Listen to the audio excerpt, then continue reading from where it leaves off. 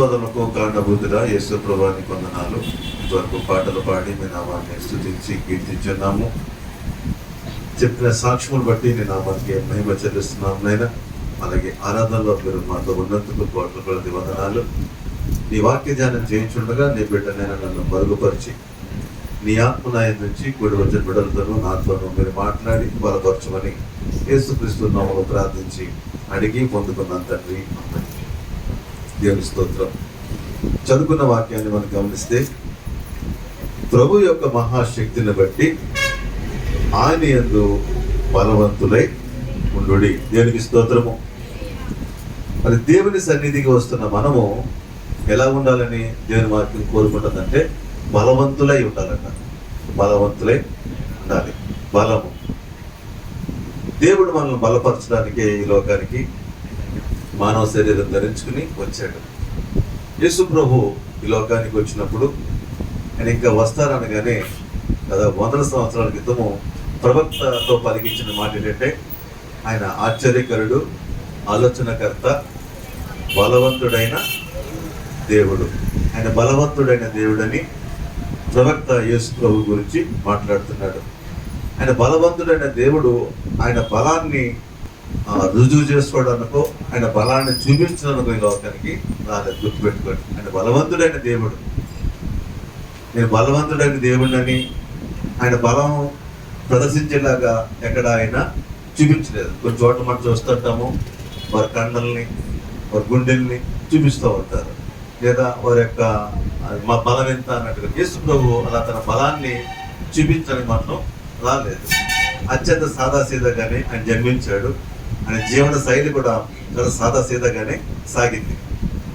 అలాగని నువ్వు బలహీనుడు అనుకోవద్దు. అలాగని నువ్వు బలహీనుడిగా అంచనా వేయద్దు, బలహీనుడిగా అనుకోవద్దు. కాబట్టి మనం ఆయన బలవంతుడైన దేవుడు అనే సంగతి మనం మర్చిపోకూడదు. యేసు ప్రభు గురించి నేను బైబిల్లో ధ్యానం చేస్తున్నప్పుడు గతంలో చేత చెప్పి మనం చెప్తున్నాను. ఈయన శక్తి ఏంటి, అసలు మనం ఎలాగా ఆయన ఆలోచన తెలియదుగా. నేను యేసుప్రభు నా కుటుంబంలో వచ్చాను కాబట్టి ఈయన బలం ఏంటి, ఈయన శక్తి ఏంటి అన్నప్పుడు విశ్వమంతటిని కూడా నాశనం చేస్తున్న ఆ సాతానును యేసుప్రభు వారు దేనితో సంహరించాడు అని మనం ఒక పాయింట్ మనం తీసుకెళ్తే, దశలోని పత్రికలో మీకు ఉంట తర్వాత చూసుకోండి.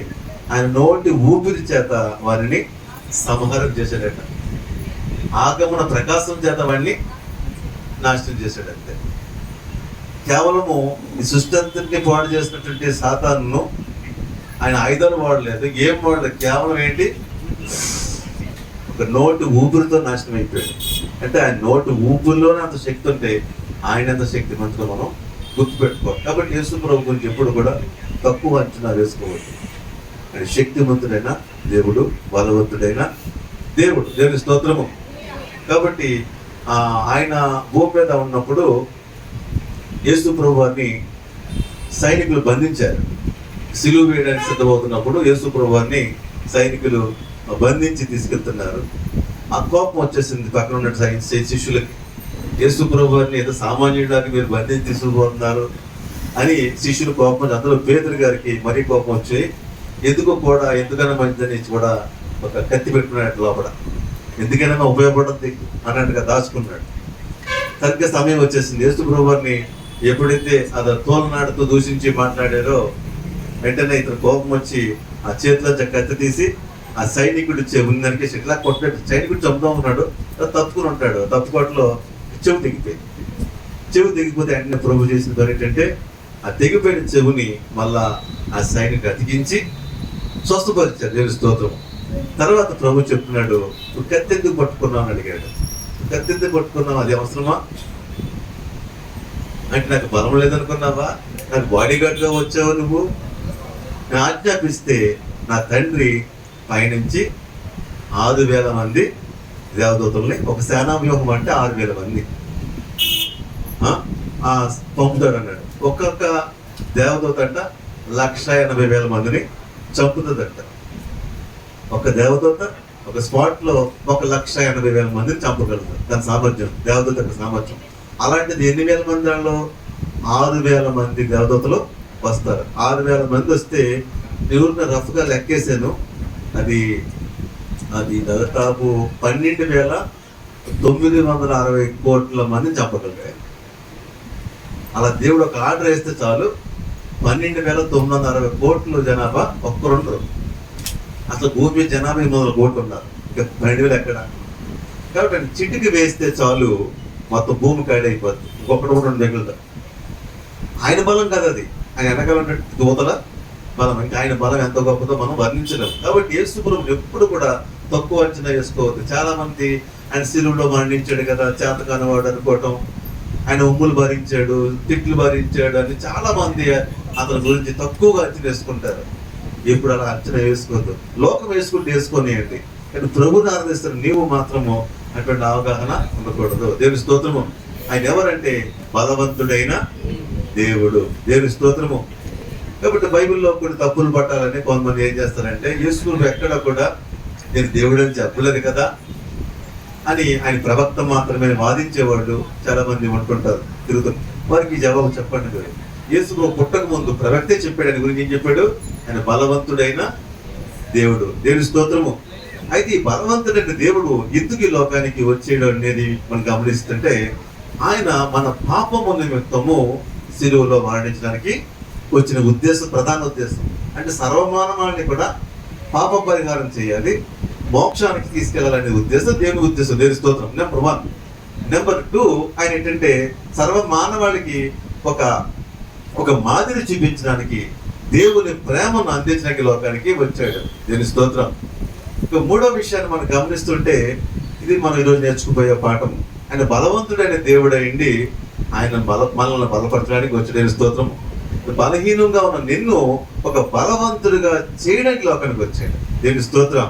బాగా వినండి. ఈరోజు మనం నేర్చుకునే ఒక ఉద్దేశం, దేవుని యొక్క వాక్య ధ్యానం ఏంటంటే, ఆయన బలవంతుడైన దేవుడే, అయితే ఆయన నిన్ను బలపరచడానికి వచ్చాడు. ఏ సమయంలో అంటే నువ్వు బలహీనంగా ఉన్నప్పుడు ఆయన నేను బలపరచడానికి వచ్చాడు. కాబట్టి మన బలము, కాబట్టి మనిషిలో ఉన్న బలాలు 3 భాగాలుగా నేను వర్ణిస్తున్నాను. 1 ఆత్మబలము, 2 మానసిక బలము, 3 శారీరక బలము, తర్వాత ఆర్థిక బలము. చాలా రకాల బలాలు ఉంటాయి లోకంలో. ధన బలము, కుల బలము, చాలా మందికి చాలా రకాలుగా ఉంటాయి.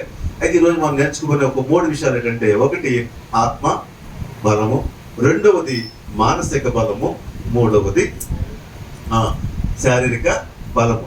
ప్రభు ఈ లోకానికి వచ్చి ఆయన మనల్ని బలపరచడానికి వచ్చాడు. ఆయన బలాన్ని మనకు ఇస్తున్నాడు.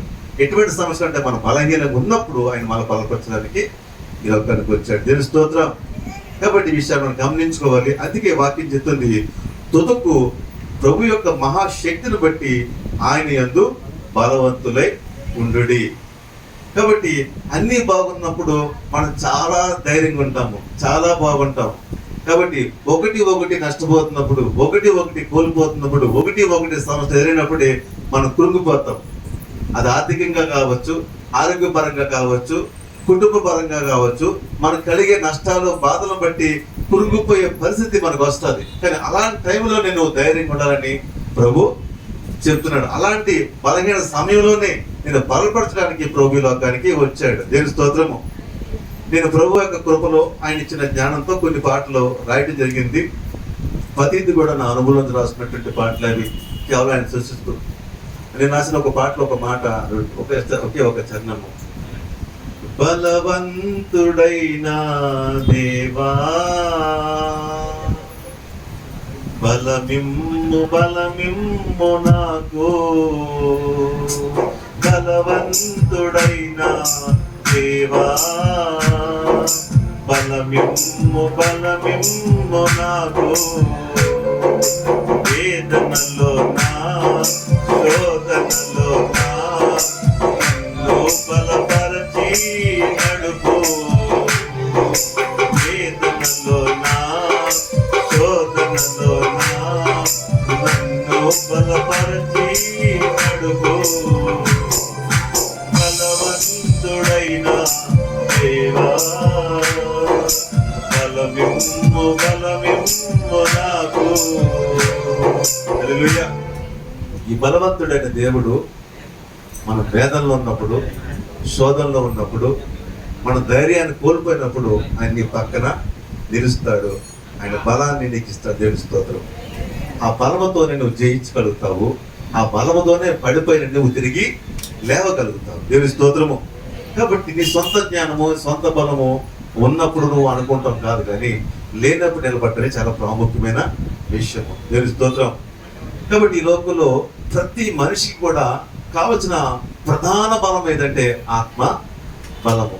ఆత్మ బలము. చాలా మందికి ఆత్మను గురించిన అవగాహన కానీ, ఆత్మను గురించిన ఆలోచన కానీ ఏమాత్రం లేదు. వారు ఎంతసేపు కూడా శారీరక బలం ఉంటే చాలు అనుకుంటారు. శారీరక బలం ఉంటే నాకు చాలు, లేదా ఆర్థిక పరమైన బలం ఉంటే నాకు చాలు అనుకుంటారు తప్పితే ఆత్మ బలం యొక్క అవగాహన చాలా మందికి లేదు. కాబట్టి దేవుని వాక్యాన్ని మనం స్పష్టంగా గమనిస్తే కనుక ప్రతి వ్యక్తికి కూడా, ఈ భూమి మీద జీవిస్తున్న ప్రతి మనిషికి కూడా కావాల్సిన ప్రధానమైన బలం ఏంటంటే ఆత్మ బలం. ఈ ఆత్మ బలం కలిగిన వారి జీవితంలో వారు ఏమి ఎదురైనప్పటికీ కూడా వారు చెక్కు చెదరకుండా నిలబడతారు. దేవుని స్తోత్రము. బైబిల్లో ఒక ప్రముఖమైన వ్యక్తిని మనం గమనిద్దాము.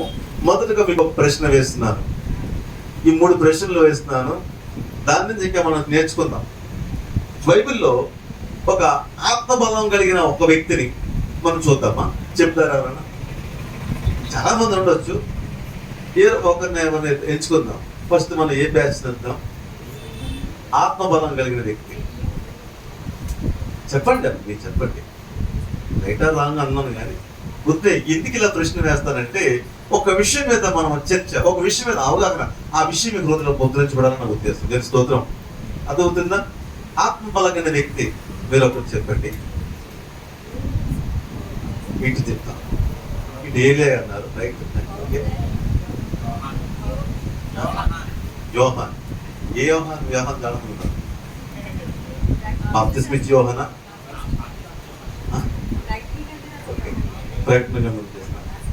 ఇటు అయిపోయింది. రైట్. మన బ్యాచ్ యోబు గారు అంటున్నారు. దేవుని స్తోత్రం. హల్లెలూయా. రైట్. చాలా మంది చెప్తున్నా మంచిదే, నేను ఏది తక్కువ వర్క్ అంటారు.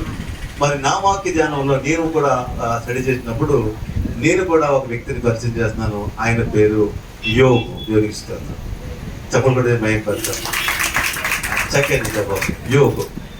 యోబు విషయం చిన్న విషయం కాదమ్మా, చిన్న విషయం కాదు. ఒక్క రోజులోనే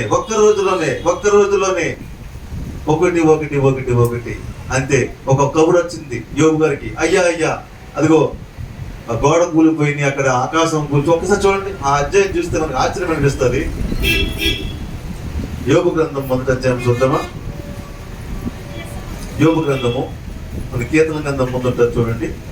ఆ మొదటి అధ్యాయంలో మనం గమనిస్తూ ఉంటే, ఆ 14వ వచనం గమనిస్తే, ఎద్దులు నాగలి దున్నుచు గాడిదలు వాటి సమీపన మేత మేయుచుండగా షాబాయిలు వాటి మీద పడి వాటిని పట్టుకుపోయి ఖడ్గముతో వారిని పనివారిని హతము చేసిరి.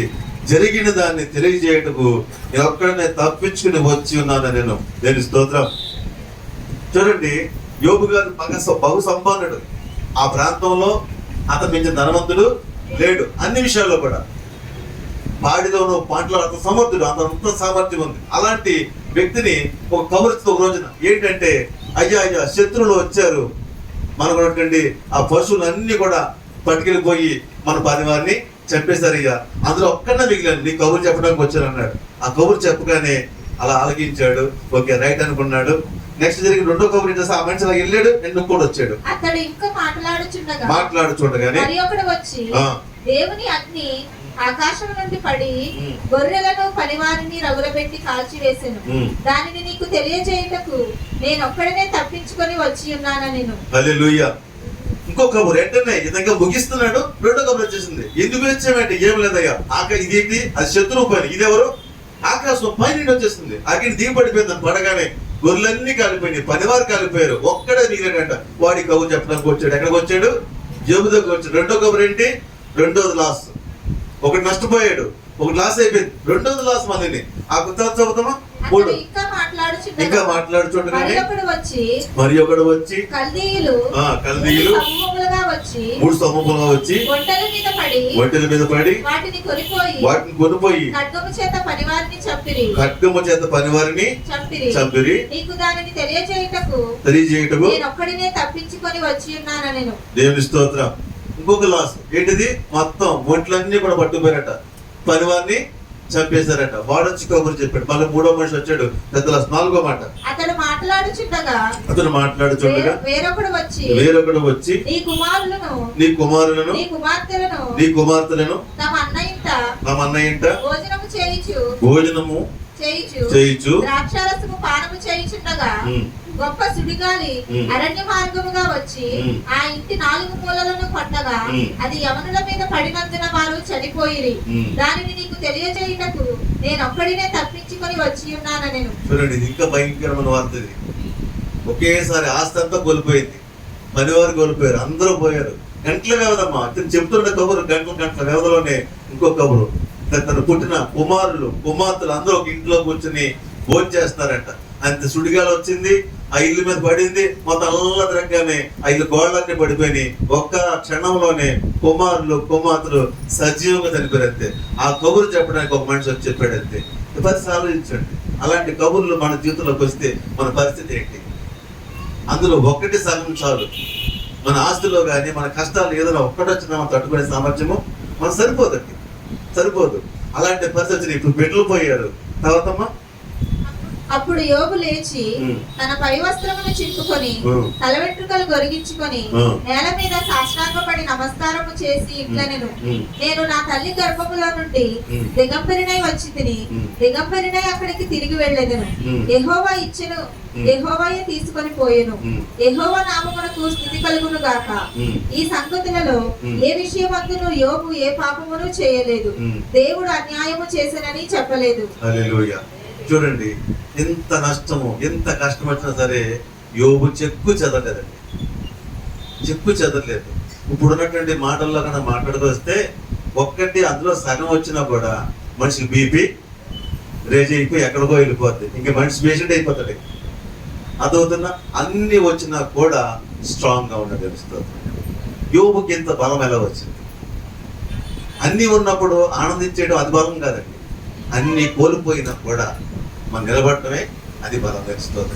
అన్ని కోల్పోయాడు, అన్ని కోల్పోయినా కూడా యోబు అంటాడు, దేవుడు నాకు అన్యాయము చేయలేదు, దేవుడు ఇచ్చాడు, దేవుడే తీసుకున్నాడు. దేవునికి స్తుతి, అక్కడ కూడా స్తుతిని ఆపలేదు. అందులో కొంచెం నష్టం కానీ మనకు వస్తే దేవుడి సన్నిధికి అంటే రావడం మానేస్తారండి. ఇంకేం దేవుడు అండి అనేవాళ్ళు లోపల చాలా మంది ఉన్నారు. అయితే యోబు ఎక్కడ కూడా దేవుణ్ణి అగౌరవపరచలేదు, దేవుణ్ణి దూషించలేదు కదా. అటువంటి పరిస్థితుల మధ్యన దేవుణ్ణి యోబు స్తుతించాడట. యెహోవా ఇచ్చెను, యెహోవాయే తీసుకుని పోయాను, యెహోవా నామమునకు స్తుతి కలుగును. దేవునికి స్తోత్రం. ఇంత ధైర్యము, ఇంత నిలబడడానికి కారణం ఏంటి? అతను నిత్యము కూడా దేవుని నమ్మకస్తుడు కలవాడు. అతను అన్యాయస్తుడా, పాపం చేస్తున్నాడా? ఆ మొదటి అంతకు చెప్తుంది అతను యథార్థవంతుడట, న్యాయవంతుడైనట, దేవుని యందు భయభక్తులు కలిగి చెడుతనమును విసర్జించిన వాడు. అర్థమవుతుందా? అతను ఏమి పాపాత్ముడు కాదండి. అతను ప్రతి దోషాన్ని కడుక్కున్నాడు, పవిత్రంగా జీవిస్తున్నాడు, యథార్థంగా ఉంటున్నాడు, భయభక్తులు కలిగిన వ్యక్తి. ఆ వ్యక్తి మళ్ళా నిత్యము దేవుణ్ణి ఆరాధించే వ్యక్తి, ప్రతిరోజు కూడా తన బిడ్డల కొరకు తన కుటుంబం కొరకు ప్రార్థించే వ్యక్తి. ఎందుకు నేను మాట చెప్తున్నానంటే, ఆ వ్యక్తి ఎప్పుడు కూడా యోబు దేవుని సన్నిధిలో గడిపేవాడు, దేవుని యందు ఆనందించేవాడు, దేవుణ్ణి స్తుతించేవాడు. ఏ వ్యక్తి జీవితం అయితే దేవునితో ఆనందిస్తుందో, దేవుని ఆరాధిస్తుందో, దేవుని సన్నిధిలో నిత్యము ఉంటుందో ఆ వ్యక్తి జీవితము ఆత్మ బలంగా ఉంటుంది. స్తోత్రము. దేవుడు తోడు ఎప్పుడైతే ఒక వ్యక్తికి ఉన్నాడో అతని ఆత్మ ఎప్పుడు స్ట్రాంగ్ గా ఉంటుంది. యోబు జీవితంలో అతని ఆత్మ అంత బలం ఉన్న కారణం ఏంటంటే దేవుడు అతనికి తోడై ఉన్నాడు. దేవుని స్తోత్రము. ఆయన ఒకటి తెలుసుకున్నాడు, నేను ఏమైనా పోగొట్టుకోవచ్చు, దేవుడిని మాత్రం పోగొట్టుకోకూడదు. హల్లెలూయా.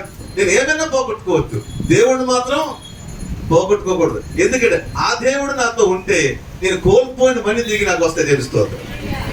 అర్థమవుతుందా? ఈ వస్తాయి పోతాయి, ఆయన నాకు తోడు ఉంటే ఇవన్నీ నాకు వస్తాయి. తెలుస్తుంది. అది యోబు యొక్క విశ్వాసము, యోబు యొక్క నమ్మకము. అదే జరిగింది. తనకు ఆధారమైన వ్యక్తిని కుదురుకోలేదు. ఎందుకంటే యోబు ఎలా నిలబడ్డాడు, కానీ మళ్ళీ అదే యోబు దేవుడు ఇచ్చిన రెండింతల ఆశీర్వాదాన్ని ఇచ్చాడు. ఏది పోగొట్టుకున్నాడో దానికి రెండింతలు వచ్చింది. అది బిడ్డలే కావచ్చు, ఆస్తులే కావచ్చు, సమస్తము కూడా రెండింతలు. అంటే 5,000 గొర్రెలు పోతే 5,000 ఒంట్లు పోతే వచ్చినాయి 10,000 ఒంట్లు. లాస్ట్ లెక్క ఉంటుంది, చూపించట్లేదు, తర్వాత చదువుకోండి. 10 డబల్ వచ్చేసినాయి కూడా, ఆఖరి బిడ్డతో సహా. కాబట్టి అర్థం చేసుకుంటే కనుక మనం ఆత్మలో ధైర్యంగా ఉండగలిగితే జీవితంలో ఎదురయ్యే ఏ కష్టానికైనా మనం స్ట్రాంగ్ గా ఉండగలుగుతా తెలుసుకోవచ్చు.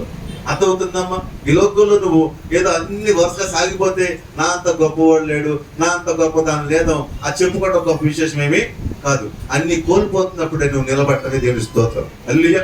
అది అర్థమవుతుందా? కాబట్టి నేర్చుకుందాము. జీవితంలో మొట్టమొదటిగా మనకు కావాల్సింది ఆత్మలో బలం, ఆత్మలో ధైర్యము. కాబట్టి నేర్చుకుందాం మనము. ఈ ఆత్మలో బలం అనేది కంపల్సరీగా పెద్ద ఆఖరికి చదువుకునే బిడ్డల దగ్గర నుంచి ఉండాలి.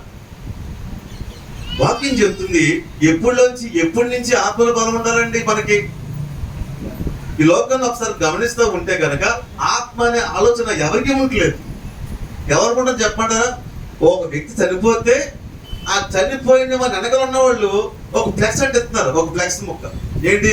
అతని పవిత్ర ఆత్మకు శాంతి. అతను కూడా కాదు, చనిపోయిన వెనకల వాడు మళ్ళీ ఈడాత్మ కాపాడుకోవడం.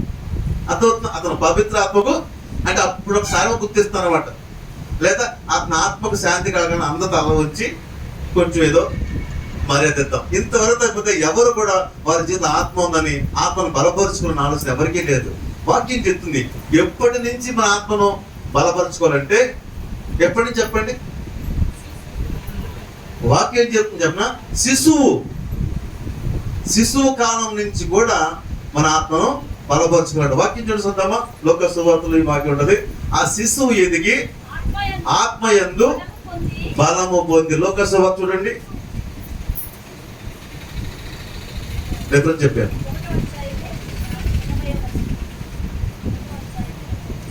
లోక సువార్త 1వ అధ్యాయము 80వ వచనము. శిశువు ఎదిగి ఆత్మయందు బలము పొంది ఇశ్రాయేలునకు ప్రత్యక్షమగు దినము వరకు అరణ్యములో ఉండెను. హల్లెలూయా. కాబట్టి ఎప్పటి నుంచి మనం ఆత్మ బలపెట్టుకోవాలంటే చిన్న బిడ్డ కాడి నుంచి కూడా ఆత్మను బలపరుచుకోవాలి. ఈ రోజున నేను ఒక ప్రశ్న వేస్తున్నాను. ఇక్కడ ఎంతమందికి ఆత్మ ఉంది? చేయొద్దండి. ఓకే, తెలుస్తుంది. హల్లెలూయా. వదిలేసేయండి, అంత నెత్తింది. ఓకే, ఒక ప్రశ్న. ఆత్మ లేని వాళ్ళు చేయొద్దండి. అందరికీ తెలుస్తుంది. హల్లెలూయా. గుర్తించే తెలివి అన్న తెలుస్తుంది. రైట్. అయితే ఆత్మ ఏ స్థితిలో ఉంది? ఈ రోజున ఆత్మ ఏ స్థితిలో ఉంది? దాని విషయంలో కొన్ని విషయాలు మనం నేర్చుకోవాలి. స్తోత్రం.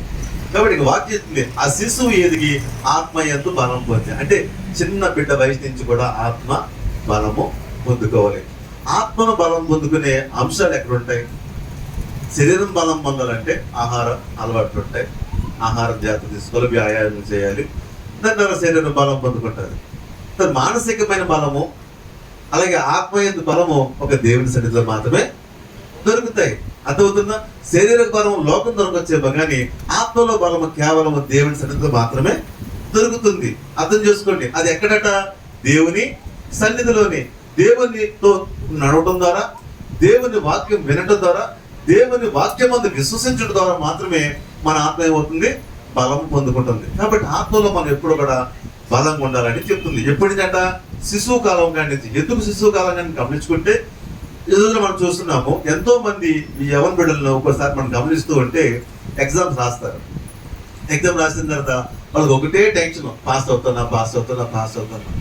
ఎగ్జామ్ లో పాస్ అవ్వలేదు, ఫెయిల్ అయ్యే జీవితం పోయిందా? ఆలోచించండి. యోబుకి ఎంత పోయింది కదా, ఏమైపోయింది అని అయ్యిందా?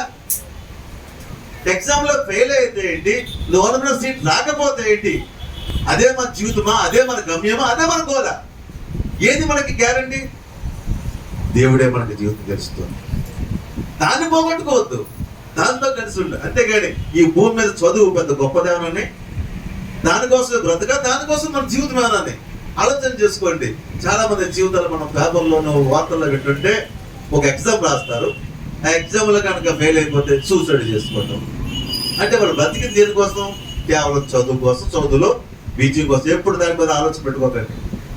నీ పట్ల ఏ పెన్నాలకో దేవుడికి తెలుస్తోత్రము అది నెరవేరుతుంది. అంతేగాని నువ్వు దేవుని వైపు ఉండు, దేవుడు తిప్పుకున్నాను అనుకుంటాడు. అంతేగాని చదువే జీవితమే కాదు. చదువుకుందాం, మంచి మార్కులు సంపాదించాలి, దేవుడి స్తోత్రం, అంతవరకే.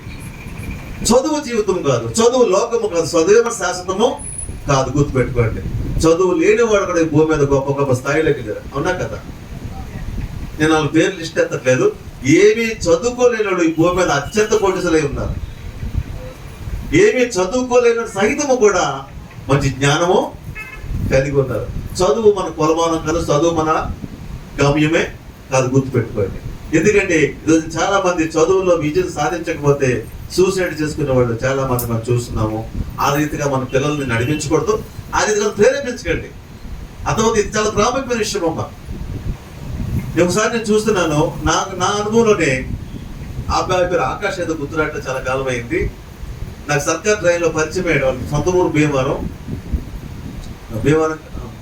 రాజమండ్రి వాళ్ళది. సర్కార్ ట్రైన్ ఎక్కాడు. చెన్నై చదువుకున్నాడు అబ్బాయి, బీటెక్ చదువుకున్నాడు. చదువుతున్నాడు అప్పటికి థర్డ్ ఇయర్ సెకండ్ ఇయర్ ఎప్పుడు అనుకుంటాను, నాకైతే అవకాశం లేదు. నేను బైబిల్ చదువుకున్నాను బై ట్రైన్లో.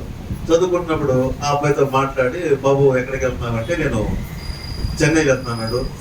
ఏం చేస్తున్నావు? చదువుకున్నాను, BTech second year third year చెప్పాడు, గుర్తులేదు నాకు. సరే ఓకే. ఆ అబ్బాయి కొంచెం ప్రభు గురించి చెప్పారు. మీ ఫ్యామిలీ ఏంటంటే నాన్నగారు చనిపోయారండి, అమ్మ నన్ను చదివిస్తుంది, నేను చెల్లి ఇద్దరు ఉన్నాము, అమ్మ నన్ను చదివిస్తుంది, నేను చెన్నైలో చదువుతున్నాను అన్నాడు. బీటెక్ చెప్పాడు. సరే, అతను సాఫ్ట్వేర్ మీద ఎక్కువ చదువుతుండ అనమాట. అయిపోయింది. అప్పుడు అబ్బాయికి ఎందుకో మాటల్లో కొంత పరిచయం అయిన తర్వాత నా ఫోన్ నెంబర్ అబ్బాయికి ఇచ్చాను. నీకు ఎప్పుడైనా ప్రార్థన అవసరం కోరుకుంటే నాకు ఫోన్ చేయి, నేను ప్రార్థన చేస్తాను. అమ్మ నాన్నలో ఏర్పడి చదివిస్తుంది కదా, నువ్వు నమ్మకంగా చదవాలి, బాగా చదువుకోవాలని కొంచెం బుద్ధి మాటలు చెప్పి అబ్బాయిని బలపరిచాను. ఆ ట్రైన్లో తన ప్రయాణం అంతా నా ప్రయాణం అయితే దాదాపు సంవత్సరం పైన గడిచిపోయి 2 సంవత్సరాలు అయితే గుర్తులేదు నాకు. తర్వాత అబ్బాయి ఫోన్ చేశాడు. ఫోన్ చేసి ఏం చెప్పాడు సార్ మీకు? అబ్బాయి అట్ట ఒక సాఫ్ట్వేర్ కంపెనీ సెలెక్ట్ అయ్యాడు. టాప్ కంపెనీ అది. సెలెక్ట్ అయిపోయాడు. అప్పటికి ఫైనల్ ఎగ్జామ్స్ ఇంకా ఉన్నాయి. ఆ ఎగ్జామ్లో కనుక ఫెయిల్ అవుతే ఈ అబ్బాయి జాబ్ రాదు. సెలెక్ట్ అయ్యాడు ఓకే, కానీ ఫైనల్ ఎగ్జామ్లో పాస్ అవ్వాలి. పాస్ అవుతేనే జాబ్ వస్తుంది, అదే పోతుంది. ఈ అబ్బాయికి ఏంటంటే ఈ ఫైనల్ ఎగ్జామ్లో ఏదో ఎగ్జామ్ బాగా రాయలేదు. రాకపోతే ఇంక రిజల్ట్స్ వచ్చేస్తున్నాయి. రిజల్ట్స్ వచ్చే టైంకి ఈ అబ్బాయికి ఒక భయం ఏంటంటే నేను ఫెయిల్ అయిపోతాను, నాకు జాబ్ రాదు, అమ్మ కష్టపడి చదివించింది, అమ్మ నిలబెట్టకపోయిన మాట, నా బ్రతికేంటి, నా గమ్యం ఏంటి అని మదన పడిపోతూ సూసైడ్కి ప్రిపేర్ అయిపోయినప్పుడు ఎందుకో ఆ అబ్బాయికి నేను చాలా సంవత్సరాల క్రితం చెప్పిన మాట గుర్తొచ్చింది. ఆయన ఎవరో నాకు ఫోన్ నెంబర్ ఇచ్చారని నాకు ఫోన్ చేశాడు. సరిగ్గా నా పరిస్థితి చెప్పమంటారా? నేను నెల్లూరు అవతల వెంకటగిరి నుంచి ఒక వెహికల్ని కట్టుకుని లాక్కొస్తాను. నేను జర్నీలో ఉన్నాను. నాకు ఫోన్ వచ్చింది. నేనండి పలానా ట్రైన్ నాకు మీరు చెప్పారు, నాకు అవును చెప్తాం గుర్తొచ్చింది అన్నాను. నేను ఇలా ఎగ్జామ్ రాశాను, నేను రాయలేదు, ఫెయిల్ అయిపోతాను, నాకు ఈ ఫెయిల్ అయిపోతే నాకు జాబ్ రాదు, నాకు ఎందుకో సూసైడ్ చేసుకుందాం అనుకున్నాను, నేను ఫెయిల్ అయిపోతాను, ఖచ్చితంగా ఫెయిల్ అయిపోతాను, ఈ వార్త నేను వినలేను, ఈ వార్త నేను భరించలేను, కాబట్టి నేను సూసైడ్ చేసుకుందాను అంకుల్ అన్నాడు. అబ్బో అంటే నాకు చాలా బాధ వచ్చింది. నో నువ్వు పాస్ అవుతావు, వెయిట్ చేయి అంటే. లేదు 8 గంటలకు రిజల్ట్స్ వస్తాయట. ఆ లోపల ఈ అబ్బాయి డిసైడ్ 4:30కి 5 గంటలకు ఫోన్ చేశాడు నాకు, సార్ సూసైడ్ చేసుకోవడానికి. నేను ఆపలేను కదా, నేను ప్రార్థన చేస్తాను, ప్రభు ఈ బిడ్డను కాపాడినాను. నేను కాపాడలేదు, నువ్వు కాపాడతావు. నా బిడ్డ విషయం దేవుడు ప్రభు కప్పు చెప్పి బిడ్డ దగ్గరికి వచ్చి నువ్వు సూసైడ్ చేసుకోవద్దు, నువ్వేమీ కావు, రిజల్ట్స్ కోసం వెయిట్ చేయి, నువ్వు పాస్ అవుతావు అని చెప్పినప్పుడు ఇంక చూసుకోండి అమ్మా, నాకు ఆ అబ్బాయిని అరగంటకి ధైర్యపరచడమే. ఆ తర్వాత 8 అయిన తర్వాత నేను లాడ్జ్కి వెళ్ళిపోయిన రూమ్ బెడ్ పక్కన పెట్టేస్తాం. నాకు ఫోన్ ఏంటంటే అంకుల్ పాస్ అయ్యా తెలుస్తాను. చాలా మందికి ఇలాంటి భయం, రేపు జరగబోతుంది, రేపు అయిపోతుంది, ఏదో అయిపోతుంది. ఏమైపోతుంది? ఏమి కాదు. దేవుని స్తోత్రం. ముందుగానే ఊహించుకుని నిలబడలేని ధైర్యము, అధైర్యము, భవిష్యత్తు గురించి భయం. భయపడకండి. నీకు దేవుడు తోడైంటే చాలు. దేవుని స్తోత్రం. ఆయన ఒక్కడే చాలు. యోబుకి ఎవరు తోడైనారో? దేవుడు మాత్రమే తోడైనాడు. హల్లెలూయా. కాబట్టి ఆ అబ్బాయిని బలపరిచాము. తర్వాత ముంబైలో మంచి సాఫ్ట్వేర్ జాబ్ వచ్చింది, సెటిల్ అయిపోయాడు. హల్లెలూయా. కాబట్టి మనం భయపడద్దు. భవిష్యత్తు గురించి చాలా ఎందుకంటే నిజంగా ఆ అబ్బాయి ఆత్మలో బలంగా ఉంటే అలాంటి నిర్ణయం తీసుకున్నా కాదు కదా. కాబట్టి ఎప్పుడు కూడా నువ్వు ఆత్మలో స్ట్రాంగ్గా ఉంటాను. ఇంకొక న్యూస్ నేను విన్నాను, అది చాలా సంవత్సరాల క్రితం నేను న్యూస్, అది పేపర్లో చదివాను. చాలా సంవత్సరాల క్రితం, దాదాపు 15 ఏళ్ళు అవుతాను. భారతదేశంలోనే ప్రముఖ వైద్యుడు ఫస్ట్ హార్ట్ ఆపరేషన్ చేసిన వ్యక్తి అతను. నేను పేపర్ చదివిన మ్యాటే చెప్తున్నాను. హార్ట్ ఆపరేషన్ చేసిన వ్యక్తి గుండె ఆపరేషన్ ఆయనే చేశాడట. ఆయన దాదాపు కొన్ని వందల వేల ఆపరేషన్లు చేసిన వ్యక్తి అట ఆయన. ఎవరు? ఈ డాక్టర్ గారు. ఒక డాక్టర్ చదవడమే ఎంత గొప్ప విషయం కదమ్మా. దానికోసం ఎంతో చదువుతారు, ఎంతో చేస్తారు. అలా డాక్టర్ అయ్యాడు, అందులో మళ్ళీ పీజీ చేశాడు, స్పెషలైజేషన్ ఏమో హార్ట్ కోర్స్ తీసుకున్నాడు. హార్ట్ డాక్టర్ గా ఇండియాలో ఉన్న ప్రముఖం ప్రపంచం అంతా అంత మంచి పేరు ఉంది హార్ట్ డాక్టర్ గా. ఆయన ఒక రోజున ముంబైలో లాడ్జికి వెళ్ళి సూసైడ్ చేసుకున్నాడు. ఆ పేపర్లో వచ్చిన హెడ్లైన్ తెలుసా? గుండె ఆపరేషన్ చేసిన డాక్టర్ గుండెల్లో గుండె దూరిందని. ఇంకా చాలా పరాసరి అది అర్థమయ్యేదాకా. గుండెను బ్రతికించిన డాక్టర్ గుండెల్లో గుండె తుపాకీ గుండె అన్నమాట. సూసైడ్ చేసుకున్నాడు. ఏంటంటే ఫ్యామిలీ ప్రాబ్లం. అంత డాక్టర్ అయ్యావు కదా, అంత చదువుకున్నా కదా, జీవితంలో ఎదురయ్యే చిన్న విషయాన్ని నువ్వు నిలబడలేకపోయావు.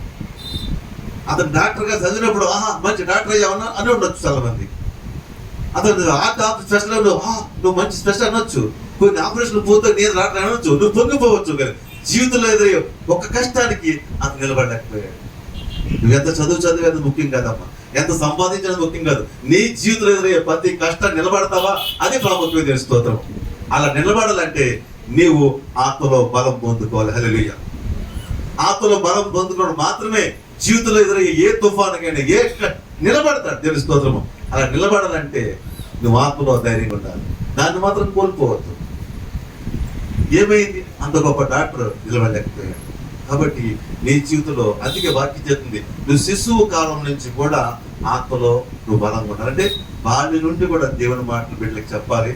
దేవుడు ఉన్నాడు, ఆయన చూసుకుంటాడు, ఆయన శక్తివంతుడు అని నువ్వు చిన్నప్పటి నుంచి నీ బిడ్డ చెప్పగలిగితే దేవుడు ఉన్నాడని నమ్మకం కలిగి ఉంటాడు తప్పితే తన బలం తన అనుకోడు. అర్థమైందా?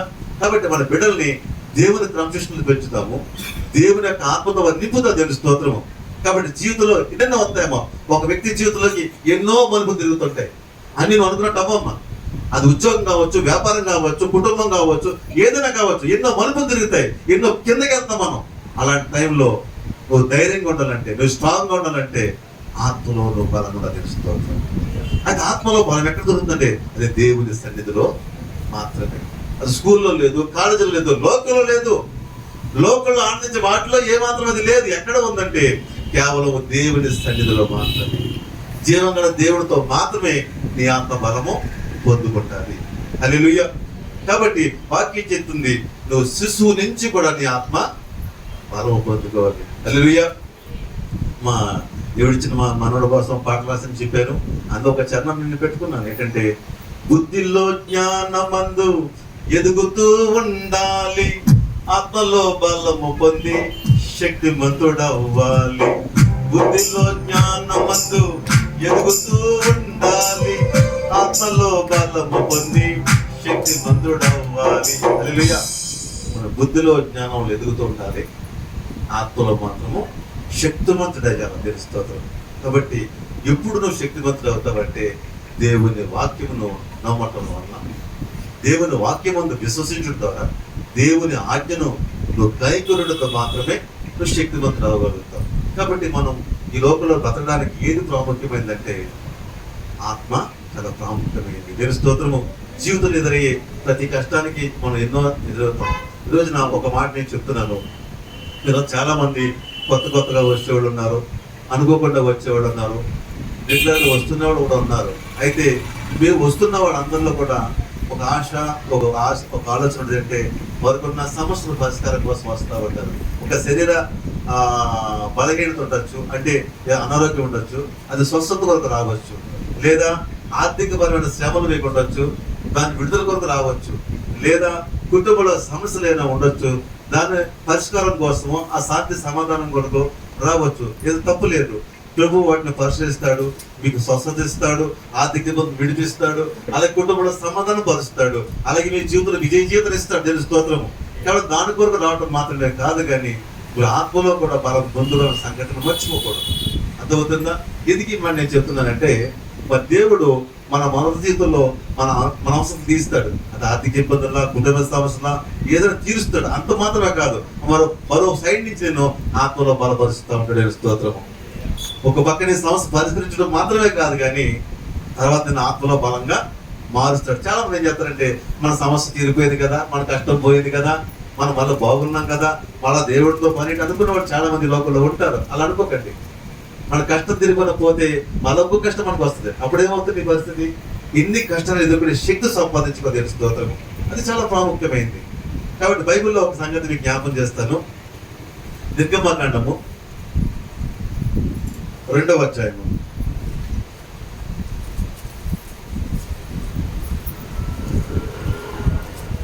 నిర్గమకాండము 2వ అధ్యాయం మనం గమనిస్తూ ఉంటే, అక్కడ ఇశ్రాయేలు ప్రజలు ఐగుప్తు దేశంలో శ్రమలు అనుభవిస్తున్నారు, చాలా బాధలు పడుతున్నారు, చాలా ఎంతో నిట్టూర్పు కూడా. చూద్దాం 23వ చూస్తే, అలాగున అనేక దినములు జరిగిన అనేక దినములు జరిగిన మీదట ఐగుప్తు రాజు చనిపోయెను.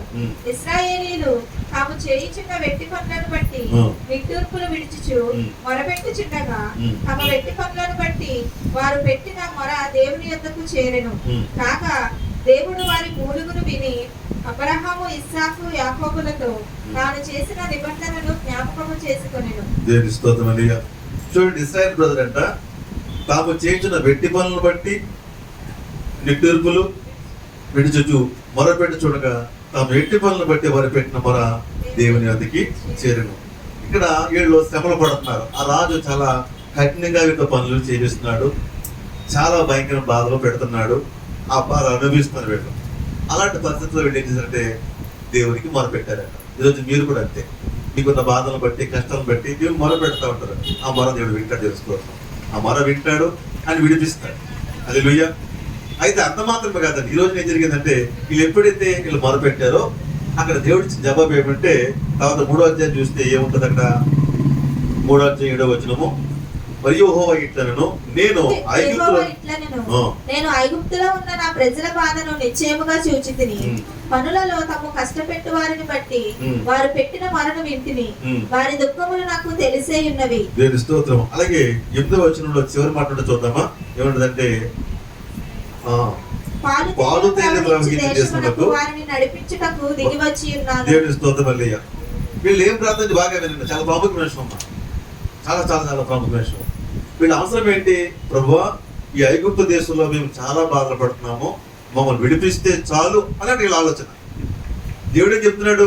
విడిపించడం మాత్రమే కాదు, మిమ్మల్ని నడిపిస్తాను. ఎక్కడికి? ఒక క్షేమకరమైన ఆశీర్వాదకరమైన నన్ను నడిపిస్తాను. వీళ్ళు అడగలేదు. ప్రభు ఏం చెప్తాడు? నేను విడిపించడం మాత్రమే కాదు, నిన్ను నడిపిస్తాను. ఈ నడిపించే మార్గం ఎలా ఉంటుంది ఈరోజు చూద్దాం. విడిపించడం మాత్రమే కాదు, ఏం చేస్తాడు? నడిపిస్తాడట. విడిపించడానికి మొదలు అద్భుతాలు చేశాడు. ఐగుప్తు దేశంలోంచి, ఆ ఫరో చేతిలోంచి విడిపించడానికి అద్భుతాలు చేశాడు. అలాగే మీ జీవితంలో కూడా ఆర్థిక ఇబ్బందులు, కుటుంబ సమస్యలు లేదా అనారోగ్యం విడిపించడానికి కూడా అద్భుతాలు చేస్తాడు. అర్థమవుతుందా? అలా అద్భుతాలు చేశాడు ఆయన. అద్భుతాలు చేసి ఐగుప్తు నుంచి ఇశ్రాయేలు బయటికి తీసుకొచ్చాడు. తీసుకొచ్చి నా పని అయిపోయింది అనలేదు ఆయన. అద్భుతాలు బాగా వినండి. ఈరోజు మీ ఇది 2 పోలికలు ఉన్నాయి రోజున. ఆదో జరిగిన కార్యానికి మన జీవితంలో ఈ అవసరం ఉంటుంది. అంటే వీళ్ళు అడిగారు, మొరపెట్టారు, మొరపెట్టి దేవుడు కార్యము చేసి ఏం చేశాడు? ఐగుప్తు రాజు చేతిలోంచి ఐగుప్తు దేశ సమస్యను విడిపించాడు. విడిపించి ఏం చేస్తాడు? నడిపిస్తున్నాడు. నడిపించిన మార్గం ఎలా ఉందో మనం చూద్దాం. దేవుడు ఏమన్నాడు? విడిపిస్తాను, క్షేమకరమైన చోటుకి మిమ్మల్ని నడిపిస్తున్నాడు కదా. మనకి ఎలా ఉండాలి? ఇప్పుడు రూట్ అంతానే క్లియర్గా ఉండాలి, అంతే కదా. దేవుడు ఏం చెప్పాడు? అబ్బాయి, నేను విడిపించడం మాత్రమే నిన్ను నడిపిస్తాను కదా. ఇప్పుడు ఎలా ఉండాలి? మనకి రూట్ అంతానే క్లియర్గా ఉండాలి. విడిపించాడండి. ఎక్కడి నుంచి? ఐగుప్తు నుంచి. రాజు అన్నాడు, బాబు, మీ దేవుడు చేసేటటువంటి ఆ కార్యం వల్ల మేము ఉండలేకపోతున్నాము. మీ దేవుడు గొప్పవాడయ్యా, ఆయన చాలా మమ్మల్ని బాధలు పెట్టాడు, మిమ్మల్ని ఇబ్బంది పెట్టడం వల్ల మీరు ఎక్కడ పోతారో పోండి అని చెప్పి రాజు ఏం చేశాడు? పంపించేసి అక్కడితోటి ఇలా వీళ్ళ ప్రార్థన జవాబు వచ్చేసింది. అవునా కదా? వినండి, నా మాట సత్తుగా వినండి. వీళ్ళు ఏమన్నారు? ఈ ఐగుప్తు దేశం నుంచి సరళ నుంచి మాకు విడిపిస్తే చాలు అన్నారు. అంతే కదమ్మా. అప్పుడు ఏమైంది? ఆ రాజు అన్నాడు, బాబు, మీ దేవుడు చేసిన కార్యం బట్టి నాకు బుద్ధి వచ్చింది, మీరు ఇంక వెళ్ళిపోండి అన్నాడు. వెళ్ళిపోయారు. ఇప్పుడు ఈ దేవుడు ఏమన్నాడు? విడిపించడం మాత్రమే కాదు, మిమ్మల్ని నడిపించినట్ట నడిపిస్తున్నాడు. మాట ఇచ్చింది నమ్ముతాను వాడు కదా. మాట ఇచ్చిన దేవుడు నమ్మదగినాడు. నడుస్తున్నాడు. నడవగానే ఓ చోటకు వచ్చి ఇలా నడమంటాడు. అలా నడిచారు. నడవగానే ఎక్కడికి వచ్చారు వాళ్ళు? సముద్రంకి వచ్చారు. సముద్రం ఇటులో తెలియట్లేదు, ముందేముంది సముద్రం. ఇప్పుడు ఏంటో పరిస్థితి? ఆయన ఏమన్నాడు? నడిపిస్తున్నాడు కదా. ఇప్పుడు ఏంటి పరిస్థితి? వీళ్ళకి అర్థం కావట్లేదు. ఏం చేద్దాం ఆలోచించు లోపల వెనకాల సౌండ్ ఏంటిది? గుర్రం సౌండ్, గుర్రాల సౌండ్, అటకటకటకటక సౌండ్, గుర్రాల సౌండ్. దుమ్ముడు వేసిపోతుంది. రథం వచ్చేస్తుంది. శత్రువు మనసు మార్చుకున్నాడు. ఎందుకు ఉద్దేశాన్ని వీళ్ళని తిరిగి చంపేద్దామని ఆయుధాలతో పరిగెత్తి ఆయుధాలు పట్టుకొచ్చేస్తున్నాడు. ఎక్కడి నుంచి? నేను చంపడానికి. ఒక పక్క శత్రువు తరుముతున్నాడు. దేవుడు ఏమన్నాడు? విడిపించడం మాత్రమే మిమ్మల్ని నడిపిస్తానన్నాడు. నడిపించే దేవుడు ఏడి? ఎదురే ఉంది. ముందు చూస్తే సముద్రం, వెనక చూస్తే శత్రువు. ఎటు వెళ్ళాలో ఇప్పుడు మాకు దారి లేదు. దేవుడు నా దగ్గర తెలుస్తాడు. ఆ టైం టెన్షన్ టైమే, ఆ టైం భయపడే టైమే. కానీ దేవుని వైపు చూడు. దేవుడు అలవాటు చేస్తున్నాడు. దేవుడు క్షణాల్లో దేవుడు తీసుకెళ్ళిపోతుంది. ఐగుప్తులోంచి ఒక క్షణంలోంచి కణంలో పెట్టేయగలడు. అలా పెట్టలేదు దేవుడు. నీకు ఒక మార్గం నేర్పిస్తున్నాడు. జీవితంలో ఎలా పోరాటం నేర్పిస్తాడు దేవుడు. అంటే తీసుకెళ్ళాడు. సముద్రం ఉంచాడు. ముందుగానే నాకు అర్థం కావట్లేదు. ఏంటి ఇక్కడ చచ్చిపోవడానికి దేవుడు మమ్మల్ని విడిపించాడు అని అప్పటికప్పుడే ఒకరు చాలా మంది అంటున్నారు. అప్పుడు మోస అంటున్నాడు, ప్రభువా సముద్రం ముందుకు వచ్చాం, మమ్మల్ని ఏం చేయమంటావు? ఏం చేయమంటాడు? అన్నాడయ్యా, సముద్రం మీకు దారిస్తా అన్నాడు. సముద్రం మీకు అది జరిగే పనేనా? ఎప్పుడు చరిత్రలో ఉంది అలాగా? సముద్రంలో చరిత్ర రూట్ అయిపోతుంది. ఎక్కడ చరిత్ర ప్రపంచంలో ఉంది? చరిత్రలో ఉందండి. ప్రభు చెప్తున్నాడు, నడు ముందు, ఆ సముద్రం నీకు దారిస్తుంది. ఆ సముద్రం నీకు దారిస్తుంది. నువ్వు అడుగులు ముందుకే వస్తుంటే చాలు, 6 నెలలు నీకు కనపడతావు. అది ఆత్మలో దేవుడు లైఫ్లో ధైర్యపరుస్తున్నాడు. నాపై విశ్వాసం ఉంచావు కదా, నువ్వు నా మీద అనుకున్నావు కదా, నడు ముందుకు. ఏ కష్టమైనా, ఏ ఆటంకమైనా, ఏ అడ్డైనా దారి తొలగిపోతే స్తోత్రము. కొంచెం భయం నీకు ఉంది, కానీ ఆ భయాలన్నీ పోతాయి. ఆ సముద్రము నీకేమవుతుందంటే అది ఆటంకంగా ఉండదు, నీకు సైడ్ ప్రహార గోడగా ఉంటుంది. స్తోత్రం. ఆ సముద్రం నీకు రహదారిగా మారిపోతుంది. ఆ సముద్రం నీకు అడ్డుగా ఉందేమో అని. ఆ అడ్డుగా ఉంటుంది. ఈ రోజు ఏమవుతుంది? ఓ రోజు ఏమవుతుంది? నీకు రహదారిగా మారుతుంది. రహదారిగా మారుతుంది. ఇశ్రాయేల్ ప్రజల చేత ఆయుధాలు ఏమి లేవండి. అప్పుడు అన్నాడు అంతే, దేవుడు మాటను బట్టి అడుగు ముందుకేశారు. సముద్రం ఏమైంది? 2 పాయలు అయిపోయింది. 2 పాయలు అయిపోయింది అంతే. 6 నెలలు కనబడుతుంది. 6 నెలల్లోంచి వీళ్ళు నడిచేస్తున్నారు. అప్పుడు దాకా ముచ్చేసే సముద్రము మీకు ఏమైంది? అది ప్రహరీ గోడ కింద మారిపోయింది. దేవుని స్తోత్రము. నువ్వు విశ్వాసంతో ఉంటే అక్కడే తిరిగిపోయి వెనక్కి వెళ్ళిపోదాం పోదండి. ఆ పౌరరాజు కాలు పడిపోయి, ప్రభా మమ్మల్ని క్షమించండి, ఏదో అనుకున్నాము అని వెనక్కి తిరిగిపోతే బతుకులేమవును? వెనక్కి తెలియలేదు. దేవుడు చెప్పాడు, ముందుకెళ్ళాడు. నీ జీవితం ఆగిపోలేదు, అది సాగిపోతే. దేవుని స్తోత్రం. ఒక చిన్న ఆటకము, ఒక చిన్న సమస్య వచ్చిందని భయపడద్దు, నువ్వు ముందుకే సాగు. దేవుని స్తోత్రము. అది ఏ అడ్డ నేను తొలగిస్తాను. తొలగించే దేవుని అన్నా. దేవుని స్తోత్రము. అది సముద్రం అడ్డుగా ఉందా? అది తొలగిపోతే. దేవుని స్తోత్రం.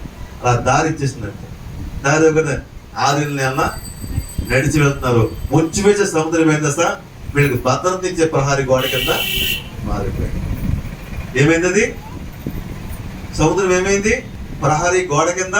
అటు వాక్యం ఉంది, నీకు ఏం చెప్తే తవ చదువుకోండి.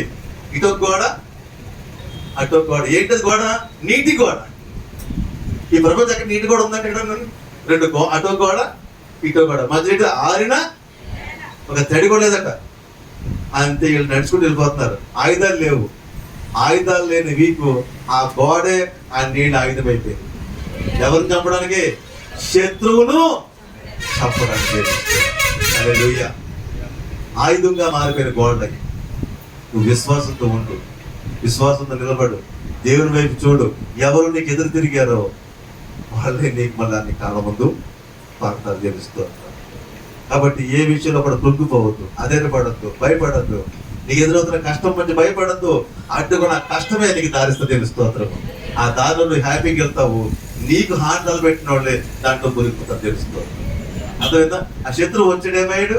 వీళ్ళు దాటగానే ఆ 2 గోడలు నీటి కింద మారిపోయినాయి. అంత శత్రువు అంతా మునిగిపోయాడు. వీళ్ళకి ఆయుధం ఉందా? ఆ నీళ్లే మళ్ళీ ఆయుధం కింద మారింది. అక్కడి కవచంగా ఉంది, శత్రువు గది ఆయుధం కింద దేవుని స్తోత్రం. కాబట్టి భయపడదు. నేను ఎందుకు చెప్తున్నాను ఈ మాట అంటే, దేవుడు ఏమన్నాడు? విడిపిస్తున్నాడు కదా, నడిపిస్తున్నాడు కదా. కష్టాలు వస్తాయి, అడ్లు వస్తాయి, అడ్లు దాటేదా దేవుడి స్తోత్రం. అడ్డు వచ్చింది కదా, సముద్రం ఆగిపోయారా? అలాగే వస్తాయంటే మన జీవితంలో కూడా కష్టాలు, కొన్ని అడ్లు వస్తూ ఉంటాయి. దేవుడు ఏం చేస్తాడు? నువ్వు ఆయన వైపు చూడు, విశ్వాసం ధైర్యంగా ఉండు. అడ్డు ఏమవుతుంది? దారి ఇచ్చేస్తా దేవుని స్తోత్రం. నువ్వు హ్యాపీగా పోతావు దేవుని స్తోత్రం. ఈ లోపల కలవరపడద్దు, ఈ లోపల భయపడద్దు. నువ్వు ధైర్యంగా ఉండు దేవుని స్తోత్రం. ధైర్యంగా ఉండు, అడ్డు తొలగిపోతుంది. నీకు మంచి రాజమార్గము ఏర్పడుతుంది దేవుని స్తోత్రం. ఆ దూరం పోతే నడిచారు, కొంచెం ప్రయాణం చేద్దామనంటే కొంచెం ప్రయాణం తర్వాత చదువుకోండి. నడిచారు, ఆ దారిలో ఒక పాట పాడారు. ఏం పాట పాడారు సార్? మంచి పాట ఉంటుంది అక్కడ. 15 చూద్దామా? దగ్గర గానం చాలా మంచి పాట అండి ఇది. నిజంగా అది వాస్తవం కూడా.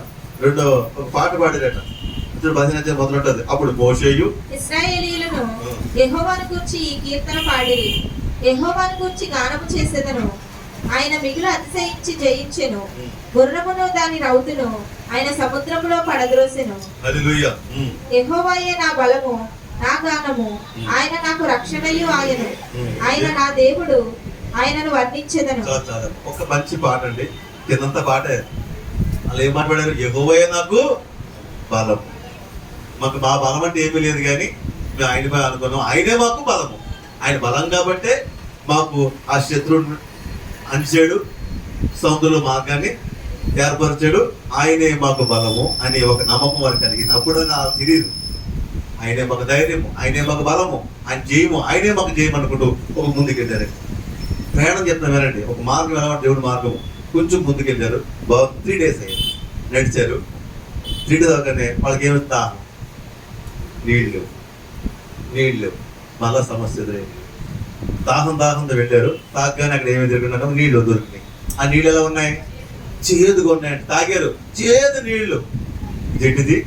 దేవుడు ఏమన్నాడు? నీ విడిపిస్తాను, నడిపించే దేవుడు నమ్మదగిన వాడమ్మా. అడ్డు వచ్చింది, అడ్డు దొరికించాడా? ఇప్పుడు చేదు అయింది. చేదు ఏం చేస్తారు? మధురంగా మారుతుంది. అది నమ్మాలి. అడ్డు వచ్చింది, అడ్డుని దేవుడు ఏం చేశాడు? తొలగించాడు. ఇప్పుడు ఏమొచ్చింది? చేదు వచ్చింది. చేదు ఏం చేస్తాడు? మధురంగా మాసాయి. సాధ్యమో దేవుడి స్తోత్రం. ఈ లోపల తొందరపాటు ఎందుకు? ఈ లోపల ఆవేశం ఎందుకు? ఏమంటాడు ఆయన? అందరూ కొంతమంది ఇదిగో నీళ్ళ చచ్చిపోవడానికి వచ్చామా, ఈ నీళ్ళ అని కొంతమంది అప్పుడే తిరుగుబాటు. దేవుడు ఏం చెప్పాడు? స్టాప్, కంగారు పడకండి. ఒక ప్రార్థన చేశాడు, ఒక చెట్టు పంపిన దాంట్లో వేసాడు. తర్వాత ఏమైంది? నీళ్ళను మధురంగా మార్చాడు. పాట రాసుకున్నాము. మనసును మార్చి బ్రతుకును మార్చి మారాను మధురముగా మార్చిన వాడా యేసయ్యా, నా యేసయ్యా, యేసయ్యా, యేసయ్యా. మనసును మార్చి బ్రతుకును మార్చి మారాను మధురముగా మార్చిన వాడా యేసయ్యా,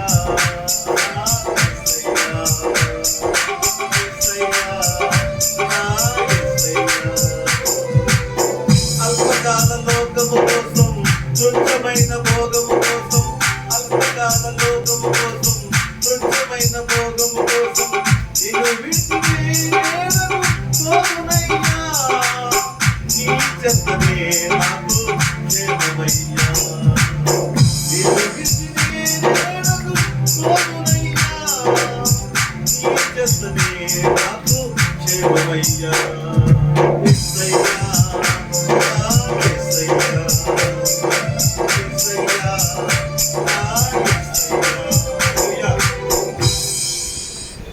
ఏదో ఈ క్షణంలో చేదుగా ఉందో ఆయనతో విశ్వసించితే అది మధురంగా మారుతుంది. అవునా? ఆయనతో నడుస్తున్నావు, ఆయన నడిపిస్తున్నాడు. కొన్ని ఆటంకాలు వస్తాయి, కొన్ని ఇబ్బందులు వస్తాయి, భయపడ. ఆయన వైపు చూడు. ఆయనే బలమని పాడావు కదా, ఆయనే నా ధైర్యం అన్నావు కదా. కాబట్టి ఆ ధైర్యం అలా ఉంచుకో, ఆ బలం అలాగే ఉంచుకో. ఆయనే మారుస్తాడు. ఏది ఈరోజు చేదుగా ఉందో పరిస్థితి, దాన్ని ఏం చేస్తారైనా మధురంగా మారుస్తాడు. ఆ మాట నాకు రాస్తున్నాను. ఒకప్పుడు నేను చేదని బతుకున్నారు, అందరూ పనికి మారుడు అన్నారు, తల్లిదండ్రులు చేయించుకున్నారు, చేస్తే బాగుంది అనుకున్నారు. లోకానికి, సమాజానికి, కుటుంబానికి చేదుగా ఉండేవాడిని. ఆ చేదుని ప్రభు ఏం చేశాడు? మధురంగా ఆయనకి సాధ్యం. ఈ రోజున ఒక వ్యక్తి నీకు చేదుగా ఉండొచ్చేమో, ఆ వ్యక్తిని ఒక రోజు దేవుడి చేత మధురంగా మారుతాడు. ఒక పరిస్థితికి చేదుగా ఉందేమో, ఆ పరిస్థితి మధురంగా మారుతాడు. అంటే చేదు వెనక మధురాన్ని దాచిన దేవుడు. దేవుని స్తోత్రము. నువ్వు ఆగిపోకుండా సాగిపోతే నీ జీవితం మధురంగా మారుతుంది. దేవుని స్తోత్రం. హల్లెలూయా. కాబట్టి ఆగిపోవద్దు, సాగిపో. ఆ చేదుని దేవుడి చేత మధురంగా మార్చగలరు. కాబట్టి పరిస్థితులు బట్టి భయపడద్దు, పరిస్థితులు బట్టి అడగొద్దు, పరిస్థితులు బట్టి దేవుడికి దూరంగా ఉండొద్దు. నువ్వు ఆత్మలో ధైర్యంగా ఉండు, ఆత్మలో బలం పొందుకో, ఆత్మలో నువ్వు శక్తిమంతుడవా. దేవుడి స్తోత్రం. ఇంకొక సంఘటన చెప్పి మనం ముందుకెళ్తాము. బైబిల్లో ఒక సంఘటన. ఒక రోజున సంసోను, న్యాయాధిపతుల గ్రంథం ఉంటే తర్వాత చూసుకోండి. న్యాయాధిపతుల గ్రంథంలో సంసోను ఒక ప్రయాణం చేస్తున్నాడు. ఆ ప్రయాణం చేస్తున్న దారిలో ఒక సింహం ఎదురైంది. సంసోను అలాగా బలవంతుడు, దేవుడిచ్చిన శరీరకి బలవంతం ఉంది. అతనికి ఏమైందంటే సింహం అడ్డు వచ్చింది. అది చాలా పెద్ద సింహం. అది సింహం వచ్చింది, సంసోను తిరగబడింది. సంసోను దాంతో పోరాటం చేశాడు. మొత్తం సంసోను సింహాన్ని చంపేసి ఆ దారిలో పక్కన పాడేసి వెళ్ళిపోయాడు. తనకు పని వెళ్ళిపోయాడు, చాలా దూరం వెళ్ళిపోయాడు. అలా కొంతకాలానికి మళ్ళీ తిరిగి వచ్చాడు. వచ్చినప్పుడు ఆ ప్లేస్ గ్యాప్ వచ్చింది. ఇక్కడే కదా నేను పోరాడాను, నన్ను చంపడానికి ఒక శత్రువు వచ్చింది. ఎవరో ఆ శత్రువు ఎవరు? సింహము. నన్ను చంపేద్దాం అనుకుంది, నన్ను మింగేద్దాం అనుకుంది. అయితే దేవుడు నాకు శక్తిని ఇచ్చాడు, బలం ఇచ్చాడు. నేను పోరాడాను, దేవుడు నాకు సాయం చేశాడు. ఆ సింహం చచ్చిపోయింది. ఎక్కడుంది అని సింహం చూస్తున్నాడంట. ఎందుకంటే అక్కడికి పాడేశాడు. అప్పుడు సింహం ఎలా ఉంటుంది? సింహం ఎలా ఉంటుందా? అప్పుడు ఎలా ఉంటుంది? స్కిన్ అంతా పోయి అన్నీ పోయి లాస్ట్ ఏం మిగిలిన బోన్స్ మిగిలాయంట. ఆ సింహం బోన్స్ చూస్తున్నాడు. ఎవరు? ఇక్కడే నాకు దేవుడు జయమిచ్చాడు, ఇక్కడే నేను పోరాడాను. కాబట్టి ఎలా ఉందో చూస్తే సింహం ఎలా ఉంది? ఎముకల గూడుగా మారిందంట. ఎముకల గూడు మాత్రమే కాదు, ఆ ఎముకల గూడులో తేనె పట్టు దాగి ఉంది. తెలుస్తోందా? ఆ ఎముకల గూడు తేనె పట్టు మధురంగా ఉందంట. ఆ ఎండ చూశాడు, సంవత్సరం ఆశ్చర్యపోయాడు. ఈ ఎముకల గూడుకి ఏం పట్టుకుందట? తేనె పట్టు కట్టింది. అది ఎలాంటి తేనె పట్టు అంటే అది మధురమైన తేనె పట్టు ఎక్కడ ఉన్నాయండి, అలాంటి తేనె పట్టు కట్టింది. అది వెంట ఆ తేనె పట్టు తీసుకుని, ఆ తేనె పట్టు ఇరుచుకుని కొంత తిని కొంత ఇంటికి కట్టుకెళ్ళాడట. నీకు అర్థమైందా మీకు? ఎక్కడ నీకు ప్రమాదం ఎదురైందో, ఎక్కడ నీకు గొడవ ఎదురైందో, ఎక్కడ సమస్య ఎదురైందో అక్కడ ఒక రోజున ఒక తేనె పట్టు నీకు సిద్ధంగా తెలుస్తోత్రం. అంటే తీయని ఒక కాలుకి నీకోసం తెలుస్తోత్రం. ఈవేళ ఘర్షణే, ఈవేళ గొడవే, ఈవేళ యుద్ధమే, ఈవేళ సమస్య, రేపు అక్కడే నీ కొరకు ఒక మధురమైన తేనె పట్టు దాగి ఉంది. తెలుస్తోత్రం. అవునా కాదా? ఆ ప్లేస్ లోంచి, ఆ చోట్లోంచి, ఆ వ్యక్తిలోంచి, ఆ చోటు నుంచి దేవుడికి ఒక మధురాన్ని తీసుకురాబోతుంది. కాబట్టి ఒక మధురమైన తేనె పట్టు తినడట. చాలా రుచిగా ఉందంట. ఆ రుచి ఇంట్లో ఇంటి పట్టుకెళ్ళాడట. తెలుస్తోంది. ఎక్కడ పెట్టింది అది? సింహం ఎముకగా. అంటే ఏ ప్లేస్ లో నువ్వు యుద్ధం చేస్తావో, ఏ ప్లేస్ లో గొడవ అవుతుందో, ఏ ప్లేస్ లో నీకు అవమానం వచ్చినా అక్కడే గౌరవపరుస్తాడు. అక్కడే నీ జీవితాన్ని మధురంగా తీయగా చేస్తాడు. తెలుసుకోవాలి. అయితే అంతవరకు నువ్వు ఓపికపడు, అంతవరకు ధైర్యంగా ఉండు. దేవుని వైపు చూసుకో, దేవుడి నీకు బలం తెలుసుకోవాలి. కాబట్టి దేవుల్లో నువ్వు బలంగా ఉండగలిగితే నీ జీవితం పోరాటం కూడా దేవుడు విజయాన్ని ఇస్తాడు. నేను చెప్తున్నా ఒక మాట ఏంటంటే, దేవుడు ఇశ్రాయేలు ప్రజలను ఏమైనా విడిపిస్తానన్నాడు.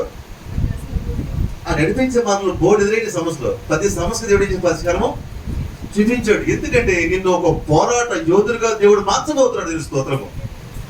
దేవుడు సుకుమారుగా వస్తాను అనుకోవట్లేదు. నేను పోరాట యోధుడిగా నేను ఉంటాను, నీ పక్కన ఉంటాను. కానీ నువ్వు పోరాడే ధైర్యము, పోరాట శక్తిని ఇస్తాను. నువ్వు తిరిగి వాడు ఉండకూడదు, ధైర్యంగా ఉండాలని దేవుడు కోరుకుంటున్నాడు. జీవితం ఎన్నో వస్తాయండి, ఎదురవుతాయి. అది కుటుంబంలో కావచ్చు, ఆర్థికంగా కావచ్చు, శారీరకంగా కావచ్చు, ఏమైనా కావచ్చు. ఏమొచ్చా సరే వస్తాయి. దాని శక్తి నేను ఇస్తాను. నువ్వు పోరాడతావు, జయిస్తావు. దేవుని స్తోత్రం. కాబట్టి ఆ శక్తి నీకు ఇస్తాడు. దేవుని స్తోత్రం. హల్లెలూయా. కాబట్టి దేవుడు మనకి ఇచ్చిన ఒక ఈ లైన్లో మనకు అర్థం ఏంటంటే, నడిపిస్తాను. దేవుడు నడిపించే మార్గంలో పోరాటానికి నేర్పిస్తాడు. అర్థమైందా? ఆ పోరాటం ఎలాంటిదంటే ఎంత గొప్ప విషయం అంటే చూద్దామా ఒకసారి. ఒక మాట ఉంటుంది, నేను జీవించే వాక్యం రాయలేదు. నేను తెలుసుకోవడానికి తర్వాత చదువుకోండి.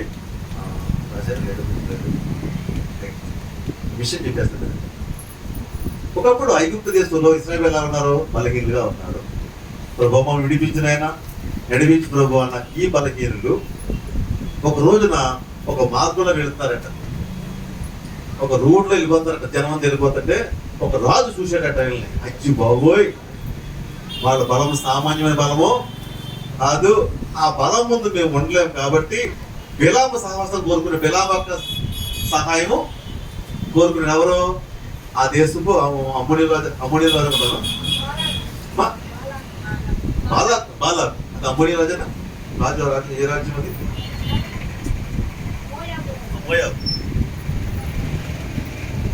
మొయాబు రాజు మాట్లాడుతాం అంటే వచ్చేవాడు సామాన్యులు కాదు, వాళ్ళు బలమైన సమూహము, వాళ్ళు బలిష్ఠులలో, నిజంగా బలిష్ఠులలో. కొంతకాలం క్రితం ఐగుప్తులో ఎవరు మొరపెట్టారు? మీరు బొయ్యా మేము బలహీనము మొరపెడుతున్నాము, విడిపించమన్న. వీరేమయ్యారు? రోజుకి ఏమయ్యారు? బలవంతులుగా మారిపోయారు. వీరు చూసి రోజులు కారణం ఏమి? దేవుడు వరకు తోడేటటువంటి స్తోత్రము. ఇప్పుడు వారి జీవితంలో ఏ యుద్ధం చేయిస్తారు? రండి కమ్మా అంటారు, అవునా కదా? ఇశ్రాయేలు ప్రజలు ఇప్పుడు ఏం చేస్తారు? మా దేవుడు మా పక్షంగా ఉన్నాడు, ఏ యుద్ధం సరే మేము నిలబడతాం అనే శక్తి వారికి తెలుస్తోత్రం. దేవుడు నీకు పోరాటం నేర్పిస్తాడు. అర్థమైందా? ఎందుకంటే ప్రభు మన ఈ వరుస కష్టాలు కదా, నీకు ఒక పోరాటం నేర్పిస్తాడు. పోరాటం, ఈ పోరాటం విజయం నీదే. ఈ లోపల నువ్వు ధైర్యం కూడా తెలుసుకోవద్దు. హల్లెలూయా. అయితే దేవుడు మనతో ఉంటే ఇంత బలము, ఇంత శక్తి ఉంటుంది. ఎప్పుడైతే దేవుని ఆజ్ఞను మీరి, దేవుని ఆజ్ఞను అడగకుండా మనం ఉంటామో, మనం ఆత్మ ఏమవుతుందంటే బలహీనంగా మారుతుంది. దేవుని స్తోత్రము. ఇప్పుడు నాకు చెప్పుకున్నంతా కూడా పార్ట్ 1 వాక్యం అంతా కూడా పార్ట్ 1. పార్ట్ 2లోకి వస్తాం. దేవుని స్తోత్రం. పార్ట్ 2లోకి వస్తాం. పార్ట్ 2 ఏంటంటే అందరూ కూడా నాలో ఆత్మ ఉందని చెప్పేది. మంచి దేవుని స్తోత్రము. ఆత్మ తీయట్లేదు. అయితే మీ ఆత్మ ఏ కండిషన్లో ఉంది? మీ ఆత్మ ఏ కండిషన్? ఆత్మ ఏ కండిషన్ ఉండాలంటే, ఆత్మ ఎలా ఉండాలంటే అది జీవం కలిగింది అయి ఉండాలి, జీవం కలిగింది అయి ఉండాలి. రెండోది బలం పొందుకోవాలి.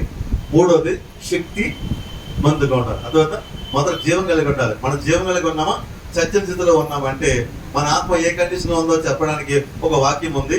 ఈ వాక్యాన్ని మీకుగా మీరు పరిశీలన చేసుకోవాలి. ఆ వాక్యాన్ని బట్టే మీకు అర్థమవుతుంది మీ ఆత్మ బలహీనంగా ఉందో బలంగా ఉందో మీకు మీరు చెప్పగలుగుతారు. ఆ వాక్యం మీతో మాట్లాడుతూ చూడండి. ఎఫెసీయుల పత్రికలో ఒక మాట ఉంటుంది. ఆ మొదటి అధ్యాయం చూస్తే మొదటి అధ్యాయంలో రెండో అధ్యాయం, మీ అపరాధముల చేతను పాపముల చేతను మీరు చచ్చిన వారై ఆయన మిమ్మల్ని క్రీస్తుతో కూడా బ్రతికించెను. ఇది చచ్చిపోయిన వాళ్ళు అంటాడు. ఎందుకంటే మీరు వాటిని చేయించు వాయుమండల సంబంధమైన అధిపతిని అనగా అవిధేయులైన వారిని ఇప్పుడు ప్రేరేపించే శక్తికి అదుపును అనుసరించి ఈ ప్రపంచ ధర్మం చొప్పున మునుపు నడుచుకుంటే కోరికలను నెరవేర్చుకొనుచు మన శరీరాశలను అనుసరించి మునుపు ప్రవర్తించుచు కడమ వారి వలనే స్వభావ సిద్ధముగా దైవోగ్రతకు పాత్రులమై ఉంటిమి. చెప్తున్నాను, బాగా వినండి. మన ఆత్మ ఎప్పుడు బలహీన పడుతుందంటే, ఎప్పుడు బలహీనం అవుతామంటే, ఎప్పుడైనా సరే దేని దగ్గర అంటే మన శరీరం యొక్కయు మనసు యొక్క కోరికలు నెరవేర్చుకుంటూ మనం ప్రయత్నించామనుకోమ్మా. అంటే మన శరీరం ఇంకా తినాలనుకున్నది, తాగేయడం, తినాలని తినేది మొదలుపెట్టకో, దానివల్ల జరిగిన నష్టమిస్తా నీ ఆత్మ చచ్చిన స్థితిలోకి వెళ్ళిపోద్ది. అలాగే నీ మనసు బోర్డు కోరుకుంటుంది. ఆ కోరుకున్న ప్రకారం నడుచుకున్నావు అనుకో, నీ ఆత్మ ఏమవుతుంది? చచ్చిన స్థితిలోకి వెళ్ళిపోద్ది. జాగ్రత్త. ఏదైనా దేవుడు ఒక ఆజ్ఞ ఉంది, ఆజ్ఞ నువ్వు ఉండాలి. అంతేకాదు నా ఇష్టం, నా మనసు ఏం చెప్తా చేస్తాను అని నేను మనసు నచ్చినట్టు గెలుచుకోవాలనుకో, నీ ఆత్మ ఏమవుతుంది? చచ్చిన స్థితిలోకి వెళ్ళిపోద్ది. చచ్చిన స్థితిలోకి వెళ్ళిపోతుంది. నువ్వు బలహీనరాలు అయిపోతావు. అలాంటి బలహీనమైన మనల్ని ఏం చేశారట ప్రభు? కింద చూద్దామా, కింద మాట్లాడదు. అయినను దేవుడు కరుణా సంపన్నుడై ఉండి మనము మన అపరాధముల చేత చచ్చిన వారమై ఉండినప్పుడు సైతము మన ఎడల చూపిన తన మహా ప్రేమ చేత మనలను క్రీస్తుతో కూడా బ్రతికించెను. కృప చేత మీరు రక్షించబడి ఉన్నారు.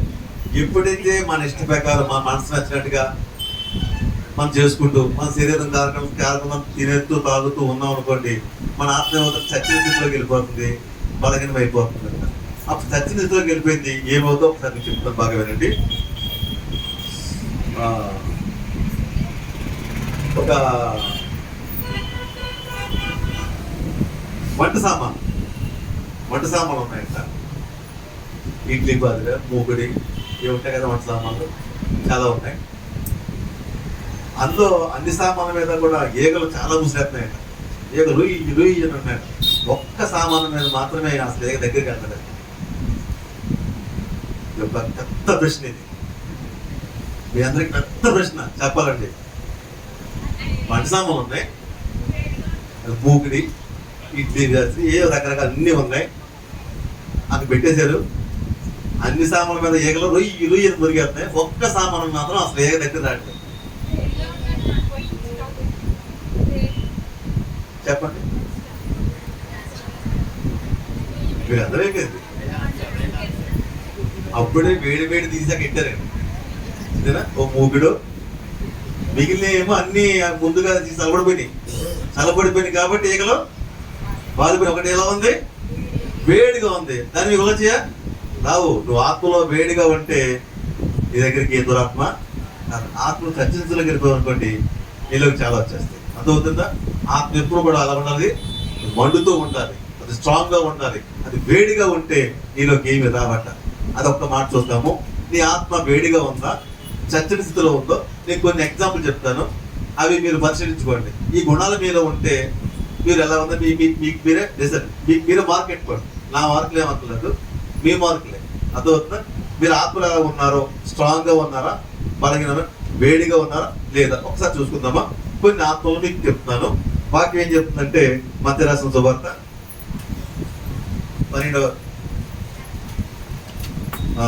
12వ అధ్యాయము, మత్తయి సువార్త 12వ అధ్యాయము, మత్తయి సువార్త 12వ అధ్యాయము 43వ వచనం నుంచి 45వ వచనం. అపవిత్రాత్మ ఒక మనుష్యుని వదిలిపోయిన తరువాత అది విశ్రాంతి వెదకుచు నీరు లేని చోట్ల తిరుగుచుండును. విశ్రాంతి దొరకనందున నేను వదిలి వచ్చిన నా ఇంటికి తిరిగి వెళ్ళదననుకొని వచ్చి ఆ ఇంట ఎవరునూ లేక అది ఊడ్చి అమర్చి ఉండుట చూచి వెళ్ళి తనకంటే చెడ్డమైన 17 దెయ్యములను వెంటబట్టుకొని వచ్చును. అవి దానిలో ప్రవేశించి అక్కడనే కాపురముండును. అందుచేత ఆ మనుష్యుని కడపటి స్థితి మొదటి స్థితి కంటే చెడ్డదగును. అలాగే ఈ దుష్టతరపు వారికి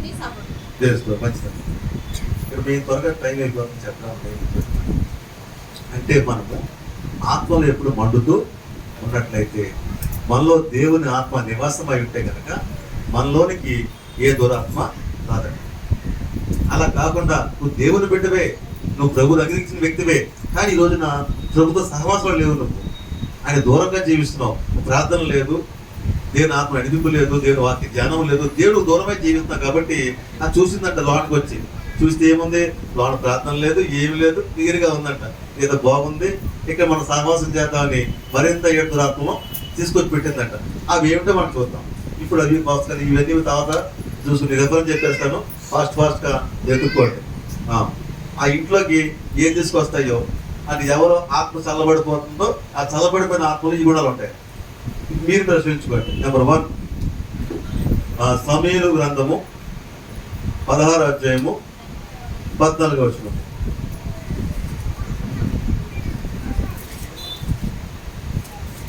సమూయేలు గ్రంథము మొదటి గ్రంథం 16వ అధ్యాయము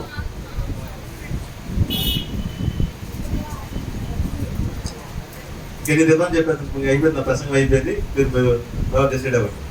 సమూయేలు గ్రంథం, మొదటి సమూయేలు గ్రంథము 16-14 వైపు చదవండి. యెహోవా ఆత్మ సౌలును విడిచిపోయి యెహోవా యొద్ద నుండి దురాత్మ ఒకటి వచ్చి అతని వెరపింపగా, సౌలు సేవకులు దేవుని యొద్ద నుండి వచ్చిన దురాత్మ ఒకటి నిన్ను వెరపించి ఉన్నది. చాలమ్మా. ఇప్పుడు సౌలులోకి ఏమొచ్చింది? దురాత్మ. ఎందుకు వచ్చింది? దేవుని ఆజ్ఞకు లోబడకుండా తన ఇష్టానుసారంగా జీవిస్తున్నాడు కనుక అతను ఏమొచ్చింది? దురాత్మ. దురాత్మ ఏం చేస్తుంది? దుర్బుద్ధుల్ని కలగజేస్తాడు. అంటే దావీదుల్ని చంపాలని రకరకాల ఆలోచనలు సౌలుకి వచ్చేసినాయి. అర్థమైందా? ఒక వ్యక్తి దేవుని ఆజ్ఞ గైకొనకుండా ఇష్టారం జరిగి దిగితే అతనిలోకి వచ్చే మొదటాత్మ ఏంటి? దురాత్మ. రెండో ఆత్మ చెప్తాను చూడండి. తర్వాత మనము రాజులు మొదటి గ్రంథము 22 అధ్యాయము 22వ వచనం. రాజులు మొదటి గ్రంథము 22 అధ్యాయము 22వ వచనం.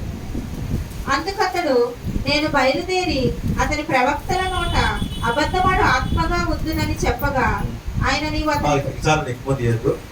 ఆత్మ ఏంటది? అబద్ధమాడ ఆత్మ. అంటే ఆత్మలు ఎంత చూడండి. ఒకటి దురాత్మ, రెండో ఆత్మ ఏంటి? ఆత్మ వ్యక్తులకి ప్రవేశిస్తుందట. ప్రవేశం చేస్తాడ అన్ని అబద్ధాలే. ఈ రోజున నోరెత్తి అబద్ధాలు ఆడుతున్నామా? జాగ్రత్త, నీలో ఒకటి పనిచేస్తుంది. ఏం ఆత్మది? అన్ని అబద్ధాలే, నోరెత్తి అబద్ధాలే. నువ్వు నిజం చెప్తున్నావా అబద్ధం చెప్తా? మొదటి నీకు తెలుసు, రెండో దేవునికి తెలుసు. కానీ నువ్వు అబద్ధం చెప్తున్నావు అంటే నీలో ఒక ఆత్మ పనిచేస్తుంది. ఏ ఆత్మది? అబద్ధాడాత్మ. జాగ్రత్త. నువ్వు అబద్ధాలు ఆడుతున్నావు, పశ్చాత్తాపడి ప్రార్థన చేసుకో. ఇందులో నువ్వు రైట్ చెప్పాను, నేను ఏమో నిలదీయట్లేదు, అది నా పని కాదు. నీకు నువ్వే సరి చేసుకోవచ్చు. కాబట్టి నీలో ఒక ఆత్మ పనిచేస్తుంది. ఏ ఆత్మ అంటే నోరిప్పు అబద్ధం.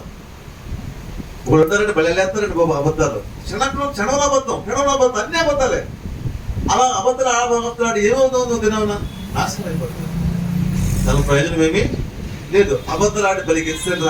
మా అమ్మని మోసం చేశాను, మా నాన్న మోసం చేశాను, నా భర్తను మోసం చేశాను, నా భార్యను మోసం చేశాను, నా కస్టమర్ని మోసం చేశాను, నా యజమాని మోసం చేశాను. ఎంతమంది మోసం చేస్తాను?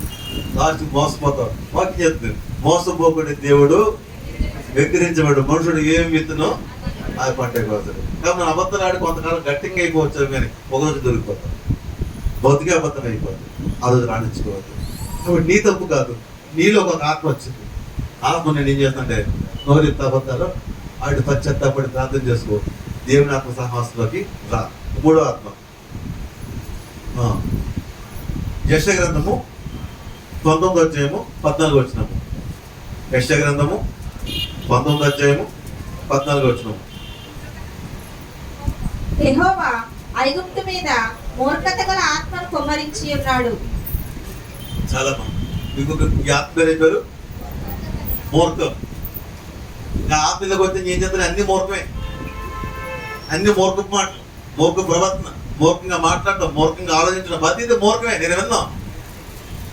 ఒక్క చిన్న వివరణ ఇచ్చి ముందుకు వెళ్ళిపోతాను. మూర్ఖం అంటే అర్థం ఏంటి? అది మూర్ఖుడంటే బాబు ఏంటంటే ఎవరి మాట? అంతేనా? మూర్ఖుడు కొనేటి నేను ఎవ్వరి మాట విన్నాం. అది ఎవరు కొన్నది? మూర్ఖపు. ఆ మూర్ఖపు ఆత్మ వచ్చి ఏం చేస్తాను? మూర్ఖుడి కింద ఏంటంటే నేను విన్నాం. అది నీ తప్పు కాదు, నీలో ఒక ఆత్మ పనిచేస్తుంది. జాగ్రత్త. పశ్చాత్తాపడి ప్రార్థన చేసుకో. పొరుగు ఆత్మలో గడవబడు. జాగ్రత్త. ఆత్మ నానొప్పు. నేను నా మాట నేను అందరూ భయం అండి. నేను అంటే అంతే. అన్ని గొప్పతనం లేదు. నీలో ఒక దురాత్మ పనిచేస్తుంది. అది ఏమాత్మది? మూర్ఖపు ఆత్మ. జాగ్రత్త. ఆ మూర్ఖం కొంత మంచిది కాదు. ఇంకో మాట చూద్దామా? వెళ్ళిపోతాం, ముందుకు వెళ్ళిపోదాం. 5వ ఆత్మ 4వ యెషయా గ్రంథము 29:10. యెషయా గ్రంథము. యెహోవా మీ మీద గాఢ నిద్రాత్మను కుమ్మరించి ఉన్నాడు. ఏ ఆత్మది? గాఢ నిద్రాత్మ. మీరు ఎవరన్నా పడుకుని మీరు పడుకోలేండి. అసలు మంచం వదలు. అసలు మంచం ఉంటుంది కదా. మాట్లాడితే నిద్ర, మాట్లాడితే అన్ని మంచం మీదే. తిండి మంచం మీదే, చదువు మంచం మీదే. అది జీవితం వల్ల మంచం వదిలేకండి. జాగ్రత్త. నేను ఒక ఆత్మ. ఏ ఆత్మది? గాఢ నిద్ర ఆత్మ.